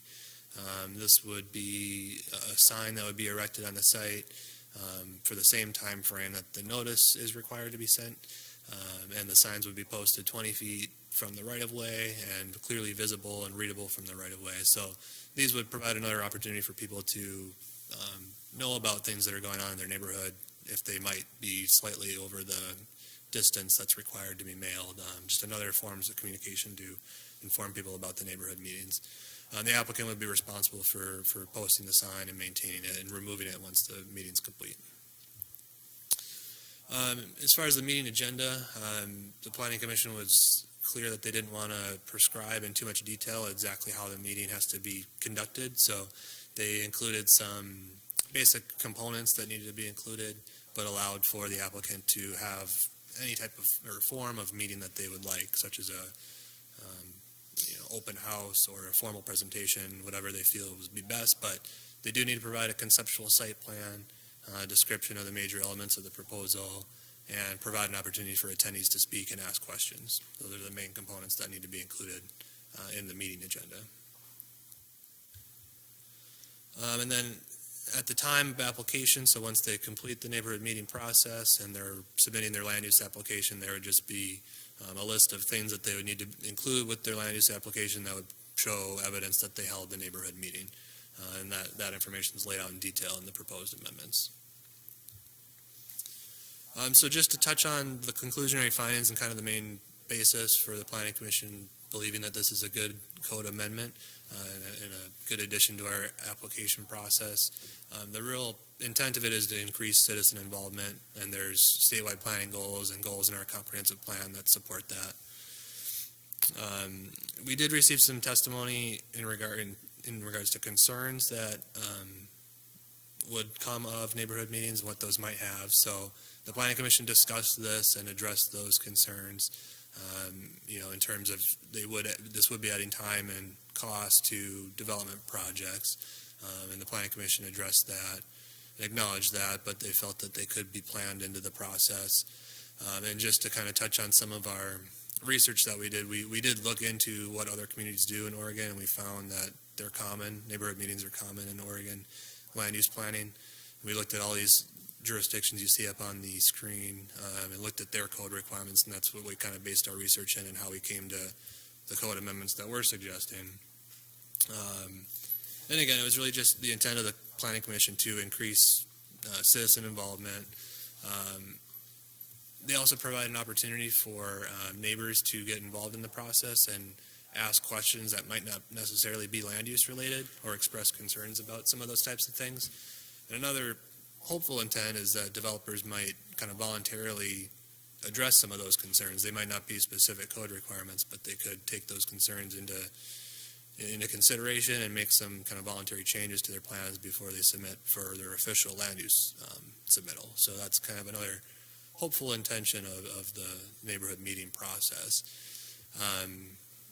And also the Planning Commission, one of the reasons they, like I said, directed us to look into this was just they feel that having these neighborhood meetings could decrease delays in the actual formal public hearing process, which we had a few of on some of our recent larger projects, and kind of the result of a lot of public testimony that may not have been relevant to the applicable review criteria and just concern about a project in general. And some of their answers could have been, or questions could have been answered at a more informal neighborhood meeting. We did discuss vacation home rentals. I mentioned that that was a specific type of application that we're proposing to include in the neighborhood meeting requirement. There isn't specific code criteria for VHRs that could really be impacted by public testimony, but the Planning Commission did decide to include them in the list of applications that would require one. Again, just kind of getting at that intent of providing more notice to surrounding property owners and having an opportunity for people to dialogue with each other and hopefully come to conclusions on some things that might not necessarily be code related. So they did decide to keep those in, and they're included in the proposed amendments that are in your packet. So the recommendation is that staff's recommending approval of ordinance 5045 as recommended by the Planning Commission. There is one item that came to the attention of staff this afternoon. A citizen brought it to our attention, so I wanted to show you it here and recommend one slight amendment to the code language. And it's in the section noted here on your screen, section 17.72.095, letter C, which is in regard to meeting location and time, and number 4. This is the language that dictates the starting time of the meeting. And the last sentence read that if no one arrives within 30 minutes of the scheduled meeting time, the applicant may leave. And it was brought to our attention that that could be interpreted to go the other way, and the intent was that they wait till 30 minutes after the meeting was scheduled to leave if no one shows up. So we're proposing to change that one word to make that clear. So if the council's comfortable moving forward with that, we recommend that one amendment be included in your adoption of the ordinance. So with that, I'd answer any questions that you might have at this point. Council, any questions for Chuck or discussion? Yeah. Go ahead, Adam. Current dialogue between citizens when there's a vacation, somebody that wants to put in a vacation home rental, is there a mailer that goes out currently, or how does somebody know their neighbors putting up a vacation home rental without there just being random cars show up? Yeah, Mr. Mayor, Councilor Garvin, there is a property owner notice for that type of application. So it's a director's approval, but with property owner notification. So any application we get for a vacation home rental, we send a notice to property owners within 100 feet of that property. So they'd be, as it's proposed, the applicant would be required to do a neighborhood meeting beforehand, notify that same distance, and hold a neighborhood meeting on the vacation home rental as well. In that testimony wouldn't have any in our current literature, doesn't have any effect on whether Heather approves it or not? Well, so currently the review criteria or the standards that have to be met for a vacation home rental are pretty straightforward in terms of what is required of them and what operational standards they have to meet. And there isn't much flexibility in that. If they meet them, there isn't really a pathway in the code to deny an application unless we eventually get complaints on those things or those things aren't being met in the future. But again, the Planning Commission wanted to include it to allow for that dialogue to occur between neighbors so that they could kind of resolve some issues that may occur with vacation home rentals outside of the formal land use process and the standards we have in our code. If I can add to that, Councilor Garvin, so although we notice within 100 feet isn't a lot of properties if you think about frontage, and then when we do receive comment backs, just like Chuck described, it's a menu list of compliance. If you comply, you move forward with permitting. What I do though is I will communicate with the applicant the comments that we've received, the concerns that neighbors are expressing. We recently had a vacation home rental permit come in where we've got probably about 7 letters from neighboring property owners who were concerned about what was moving forward. relative to things that didn't have anything to do with land use. So we were able to forward those concerns to the applicant. If they had had a neighborhood meeting, all that could have been addressed face to face and not have gotten to the level that it got to when it went through the land use process. Gotcha. Thank you. Any other? Yeah, I have Wendy? a comment and a question. My comment is that I think it's a great idea. I know that during the time that I was on the Planning Commission, we often had testimony that we encouraged them to talk to each other, just because they hadn't communicated about it and they had all these questions. So hopefully it will speed along the process because they will get those questions answered and there won't be as much emotion once they get to the public hearing, because a lot of the emotion is because of fear of not knowing what's going to happen. And we have had experience with doing that when we did a development in another jurisdiction, and it was great. I mean, the questions you have are normal questions that somebody has when something's happening in their neighborhood. So I'm in full support of it. One question that I had about it was with regards to the notes from the meeting. Those notes are, what happens with those notes? Are they just included as part of the packet, or is there something that you guys do with the notes internally as the planning department? Yeah, thank you, Councilor Stassen. So the question's about one of the required documents that's required to be submitted from the applicant is notes of the meeting, kind of a summary of the meeting. And I think the intention of that is just so that staff's aware of what was discussed, what changes might have occurred, what the outcomes of the meeting were, just so we can be aware of issues that were presented at the neighborhood meeting. And it's included And probably it would be, in the packet. Yeah, it would be in their application, so it would be part of their public record of their application. That'd be great information for the Planning Commission when they're looking at it too. Thank you. Any other discussion? Hearing none, then I will ask for a motion to pass ordinance number 5045 to a second reading. So moved. Okay, and a second? Second. It has been moved by Councilor Jeffries and seconded by Councilor Garvin. And so all those in favor, please signify by saying aye. Aye. And so this motion passes unanimously, and so we will have the city attorney read the ordinance title by title only. Thank you, Mr. Mayor. This is the second reading of ordinance number 5045, an ordinance amending Title 17 zoning of the McMinnville City Code specific to Chapter 17.72, application and review process to include neighborhood meeting requirements for certain types of land use applications. Thank you, David. I'll ask for a motion to adopt ordinance number 5045. So moved. Second. And a second? Second. It's been moved by Councilor Stassens and seconded by Councilor Rudin. I'll ask the city recorder to poll the council. Councilor Garvin. Aye. Councilor Jeffries. Aye. Councilor Rudin. Aye. Councilor Stassens. Aye. Council President Minke. And so this ordinance passes unanimously. Thank you. We now are considering the matter of ordinance number 5046.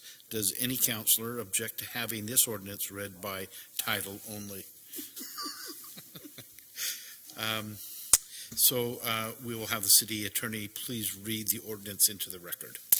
This is ordinance number 5046, an ordinance amending 3.10.060 systems development charges exemptions of the McMinnville Municipal Code.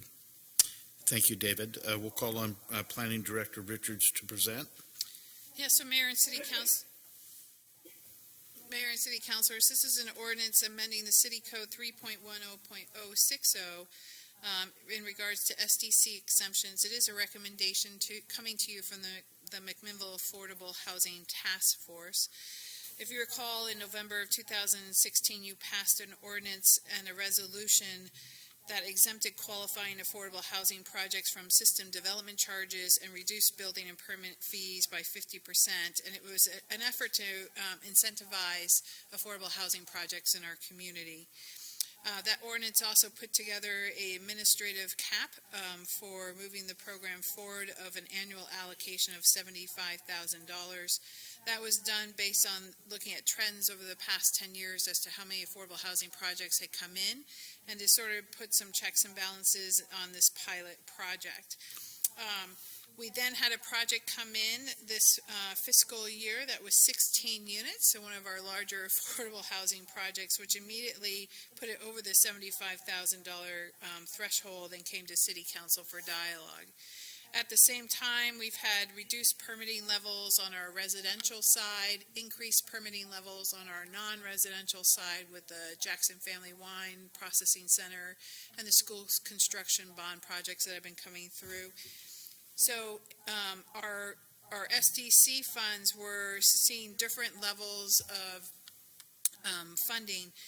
Wastewater and transportation both collect SDCs on non-residential projects as well as residential projects, and Parks collects SDCs just on residential projects. So by having this larger qualifying affordable housing project come in and reviewing it against the Parks SDCs and the reduced residential permitting that we've been seeing, it did put some compression on that fund and set up some concerns for how that fund moves forward and satisfies its debt load and its future capital improvement projects. So the Affordable Housing Task Force reviewed the situation and are making a recommendation to you tonight to remove the Parks SDCs from the exemptions and to move forward with just the transportation and wastewater SDCs for qualifying affordable housing projects. This puts the program into a place that memorializes a historical practice of 60% reduction in SDCs that has occurred over the years, and then at the same time remove the $75,000 administrative threshold for projects. We had a conversation with the city engineer, Mike Bissett, at the dinner session in regards to the transportation and wastewater fees. He feels that they're at a level where they can participate in this program, especially since affordable housing is such a value in this community in terms of incentivizing those types of projects. We'll continue to watch the funds, and if we feel an issue does start to bubble up, we'll revisit it and bring that back to you for consideration. Thank you, Heather. Any comments or discussion among the council? Yes, Kelly. Wanted to speak as a member of the Affordable Housing Committee that as we looked at this and we went to Mike and asked him very specifically, is this okay with you? The increase in basically no limit set was perfectly acceptable to him, and we definitely need to expand on these fees to help do what we're trying to provide these incentives to get this affordable housing and low-income housing off the ground. So I want everyone to know that this committee is in full unanimous agreement that this is an important step for us. Thank you, Kelly. And that was one thing I was going to mention, is it is very satisfying to have had a discussion, had been brought up at council, and that's being taken off guard a little bit, and to have this go back to our Affordable Housing Committee and they to go to staff and create a solution and bring it back to us with the help of staff. And this is one of our newer committees. So I know that committee is truly focused on in bringing solutions to us, and this is one way of, I think, the intent of that committee has really paid us in dividends and brought some of the hard lifting and brought it back to us. Any other comments?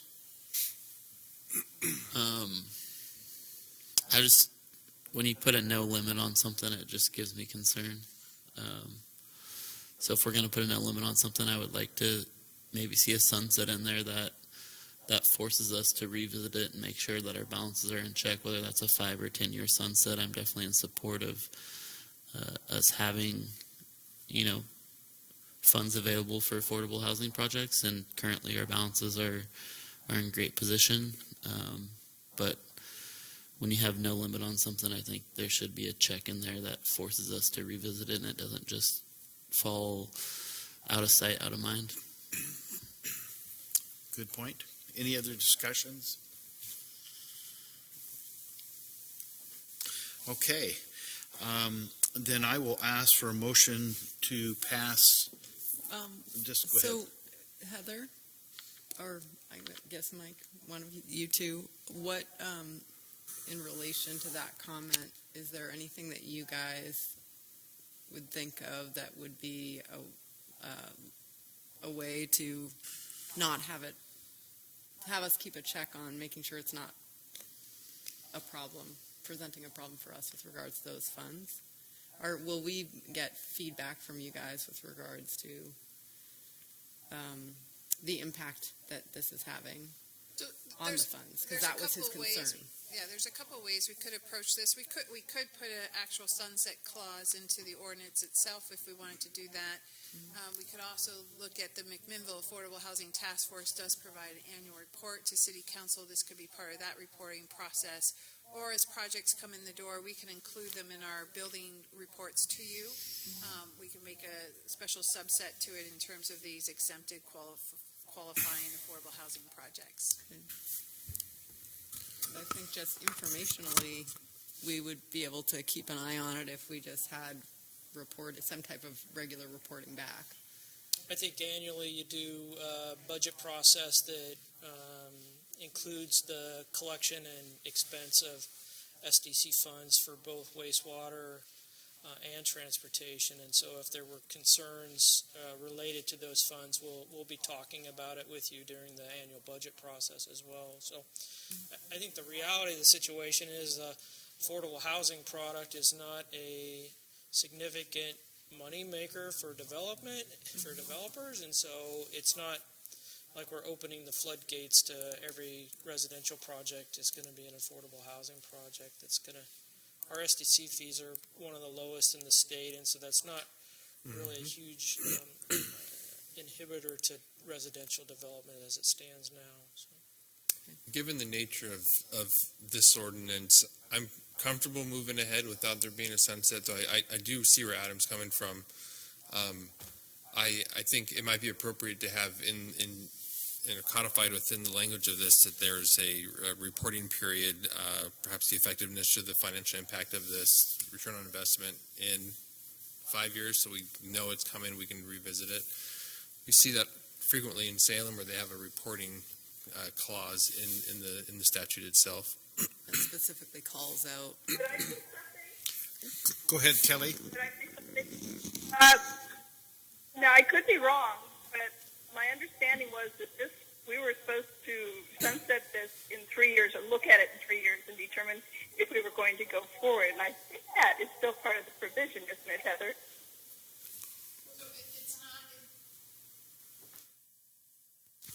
It's not in the ordinance itself, but it has been set up as a policy internally in terms of this program with the Affordable Housing Task Force and their action plan by resolution. So, did you hear that, Kelly? Yes, I did hear it. Okay. I had thought it was more formal than that. The intent was originally to have provide these benefits for 3 years and then look and see how it was working for us. I guess that is how I was interpreting this. Okay. So in front of us, we've had a discussion about 3 different ways and now 4 different ways of being able to come back and address this this ordinance. Is there any of the 4 that you'd like to have a part of the ordinance, or just leave it with staff? How do you want that to be worded? I think we've had a number of individuals that would like to have some type of language in the ordinance.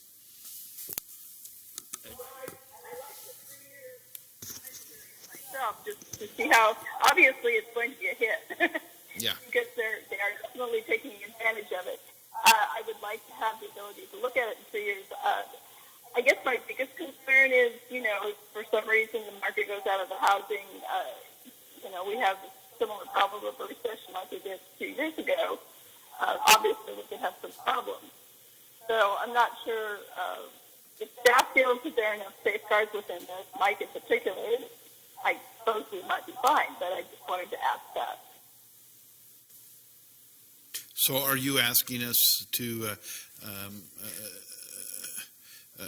I guess I'm asking you to formalize the 3 years. Okay, Look okay, at. okay. See it. Because I think that's what's on the table right now, is more formalizing, and right now we have 3 years to have, I'm guessing a sunset for 3 years to look at it again? Yeah, I remember that's what that we talked about. Adam brought up a great caution flag there. Okay. So that's what we did talk about. So that would be easy enough to include in the ordinance, but can we go ahead and solidify that language tonight, David, and move forward, or would we need to have the ordinance rewritten and brought back to us? Given the change, if the proposal is to change, add a paragraph or a section 3 here of the ordinance that provides for that the ordinance will expire 3 years from its date of passage, I would advise that we pass it forward to a second reading at the next council meeting for that amendment to be brought back. Okay. And so with that being said, Alan, do you feel comfortable with that language being added? Yes. Wendy? Yep. Yeah. Adam? Yes. And Kevin? Yes. And Kelly? Yes. Okay, so what we will do is we will hold this over to our next council meeting for a second reading. Yeah, so I'd ask that the council, Mr. Mayor, I'd ask that you ask for a motion to pass ordinance number 5046 to a second reading at the January 9th meeting. And would that be as amended? Yeah, as amended to provide for a 3-year sunset clause. Okay, so I will ask for a motion to pass ordinance number 5046 as amended to a second reading on January 9th. So moved. Second. It has been moved by Councilor Stassens and seconded by Councilor Garvin. All those who are in favor signify by saying aye. Aye. Aye. Okay, and so we will bring this up with the amended ordinance at our January 9th meeting. Mayor, if I could say something? Yes. Just backtracking on the conversations, the Affordable Housing Task Force regarding that, there may be other significant changes to motivating developers to build affordable housing in the meantime. So we wouldn't be tied into just one thing. There could be other special zones created. Heather, what's the name of that zone that we were? Inclusionary zoning, that's still kind of out there, not really implemented. And that's still right being now. discussed by the Affordable Housing Task Force with no movement coming out of that committee yet to Right, us, right? Right, exactly. Okay. Okay. We are now to the advice and information item, reports from counselors on committee and board assignments. Alan, I'll start at this end and kind of we'll work down this way. I don't have anything to report. Sorry. I have a dad tonight. Okay. Yeah, nothing. Wendy? So I missed our last MUROC meeting because I was in Portland. So Scott, you're going to have to fill me in on what happened. But we had a great interview with the top 2 candidates for our strategic planning, which was really fun. 2 great candidates. And so we'll probably be making a decision shortly on that. Yeah, I think Jeff is very close to making that decision. And maybe Jeff can update us. I think we've made a determination on our economic development committee. I think Heather mentioned that tonight at the dinner meeting. Yes, I'm within probably less than a full day of making that decision. I'd like to loop back with the primary consultant. I did do follow-up telephone interviews with both of the 2 finalists earlier, late last week, and I'd like to do one last check-in with the presumed successful firm before I make a formal announcement. Okay. Kevin? Yeah. You wanted to update us on COG? Yeah, finally I got COG meets quarterly, so got a really good update today at our board meeting.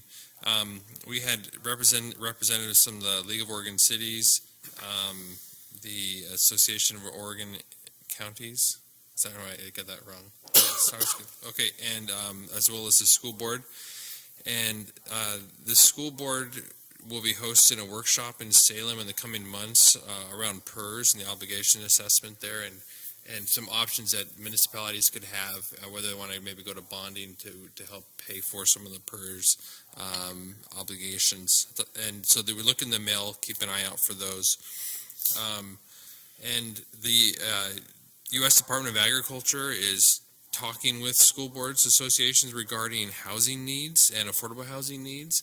And there's this idea of allowing schools to purchase or to be a partner in ownership of vacant properties, zombie houses, and training the students in a skill set to remodel and to flip these homes.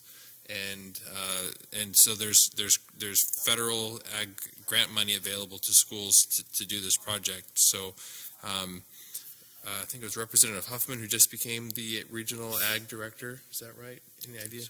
Anyways, sounds pretty exciting. So we might want to kind of keep some pressure on that conversation and see how we can participate in that.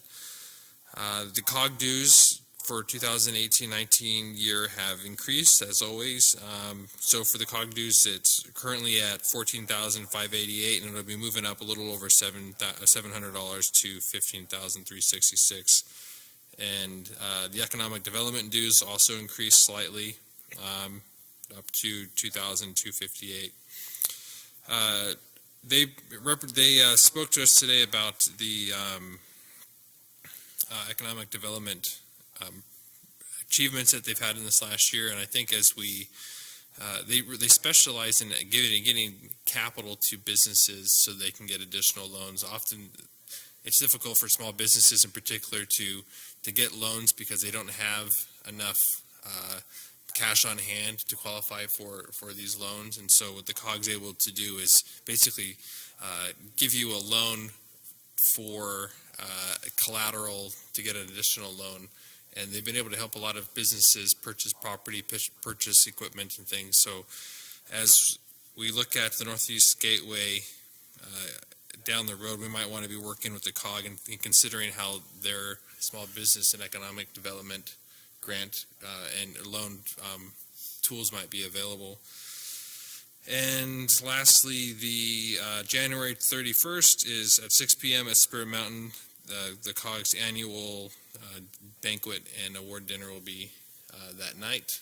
And registration is required for this one. Pre-registration used to be you can go at the door, but because of the location and catering and other constraints, they ask that people pre-register. So if it's possible, I'd like to attend, though it's beyond my term, which brings me to my last point. In case none of you read your emails, this is my last council meeting. And we'll present that. Okay, good. So it's been great serving with you all, and yeah, I think I've said enough in the email. But Kevin, the awards. When does that? Any awards that we would put application in? When do those need to be in? In a couple of weeks. I'm not sure when the deadline is. It's on the COG website, okay, but I haven't. Because I know Kelly and I have been working on a couple that we're going to submit. Excellent. So, thank you. So we will be back to your letter to us in just a moment or two, Kevin. Adam? YCOM meets Thursday, and we had a Downtown Safety Task Force meeting last Tuesday. We have another one a week from today, and this coming Monday, the day before that meeting, our survey closes. So all of us members are excited to see what data we can pull out of that. And we had a nice,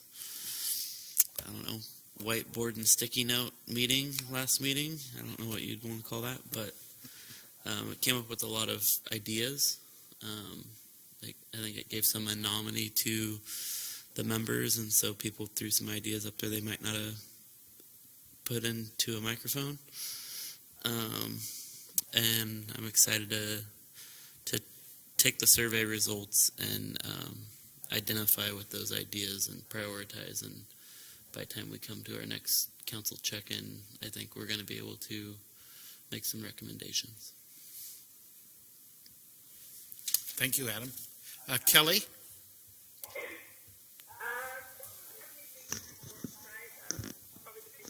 Happening next week with the bypass opening, but I'll let you talk to that. Thank you. I have just a couple of items. We had a MURAC meeting this last, I think it was on the 6th, Wednesday the 6th, where we had discussion items around the Northeast Gateway District streetscape. We have are working with CIRA on developing the local streetscape standards for the Alpine area, and I think we've made some pretty good inroads, and we're giving Martin some real good directional types of things of how to do a couple of things. Number one, maximize parking on the side streets outside of Alpine. As you all know, that's been a concern. Truck traffic, and so more to come from that perspective, but a good dialogue, another committee that's just doing great work. We had Steve Rupp come and talk to us a little bit about a 1% for public art so that they can have an ongoing feel for revenue coming in to generate artwork within the community. We had an update on Alpine Avenue, and as Mike indicated, if you've not been down there, a lot of good things happening, and we're getting very close to having all of the pieces of the parking study come to us Rick will be bringing that to us in the very near future. Also, we talked in one of the resolutions tonight about our appointments to our committees. MURAC, we have two individuals that are coming off at the end of this year, and we had some interviews, and there's a feeling that MURAC has a lot going on, that we would go from a 7 to a 9-member committee, and so we need to take that back to MURAC for them to do some action to bring it to the council. So be aware, as it sits right now, we would be coming back to the council on January the 9th to add 2 additional voting members to MURAC, because we've just got a lot of working pieces, and we'll have 2 individuals that have been on MURAC, and we'll have 1 additional for you at that particular time. The December the 18th, which is next week, will be the ribbon cutting for the bypass. It has been slated to start at 2 o'clock, but you can come at 2 o'clock, but the governor's going to be a part of that and has a conflict, so it's not going to start until 2:30. We are going to be meeting at the Chehalem Bridge, which is where we had the activity this summer, and there will be signage and an opportunity to be a part of that. We're going to try to have some of our congressional people there, but whether they make it or not, Susan Bonamici's been a very critical part, but with the comings and goings back in Washington, we don't know that that's going to happen. I can indicate to you that the bypass should be completed the 31st of December, but we had the solar eclipse, which added 5 days where we didn't have them working during that time period because they were out helping us man potential hazards that never happened, but We still did it. And so it could go to the first week of January, and there won't be a ribbon cutting at that time, but there will be some type of motorcade that's being able to go on the bypass from start to finish, and we'll keep you aware of that. I'll just also share with you that this afternoon, Jeff and Mike and myself and David Hagelberg talked, and we updated the most current information on the bypass, phase 2, and just preparing ourselves and understanding what we as a city need to be aware of. And so we shared that with staff. So that's what I've got from my reports. Let's move over to Matt, Susan, Scott.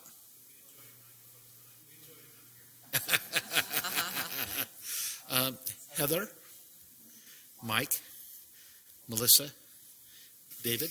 No. And Jeff has one last piece of business for us. Thank you, Mayor, members of the council.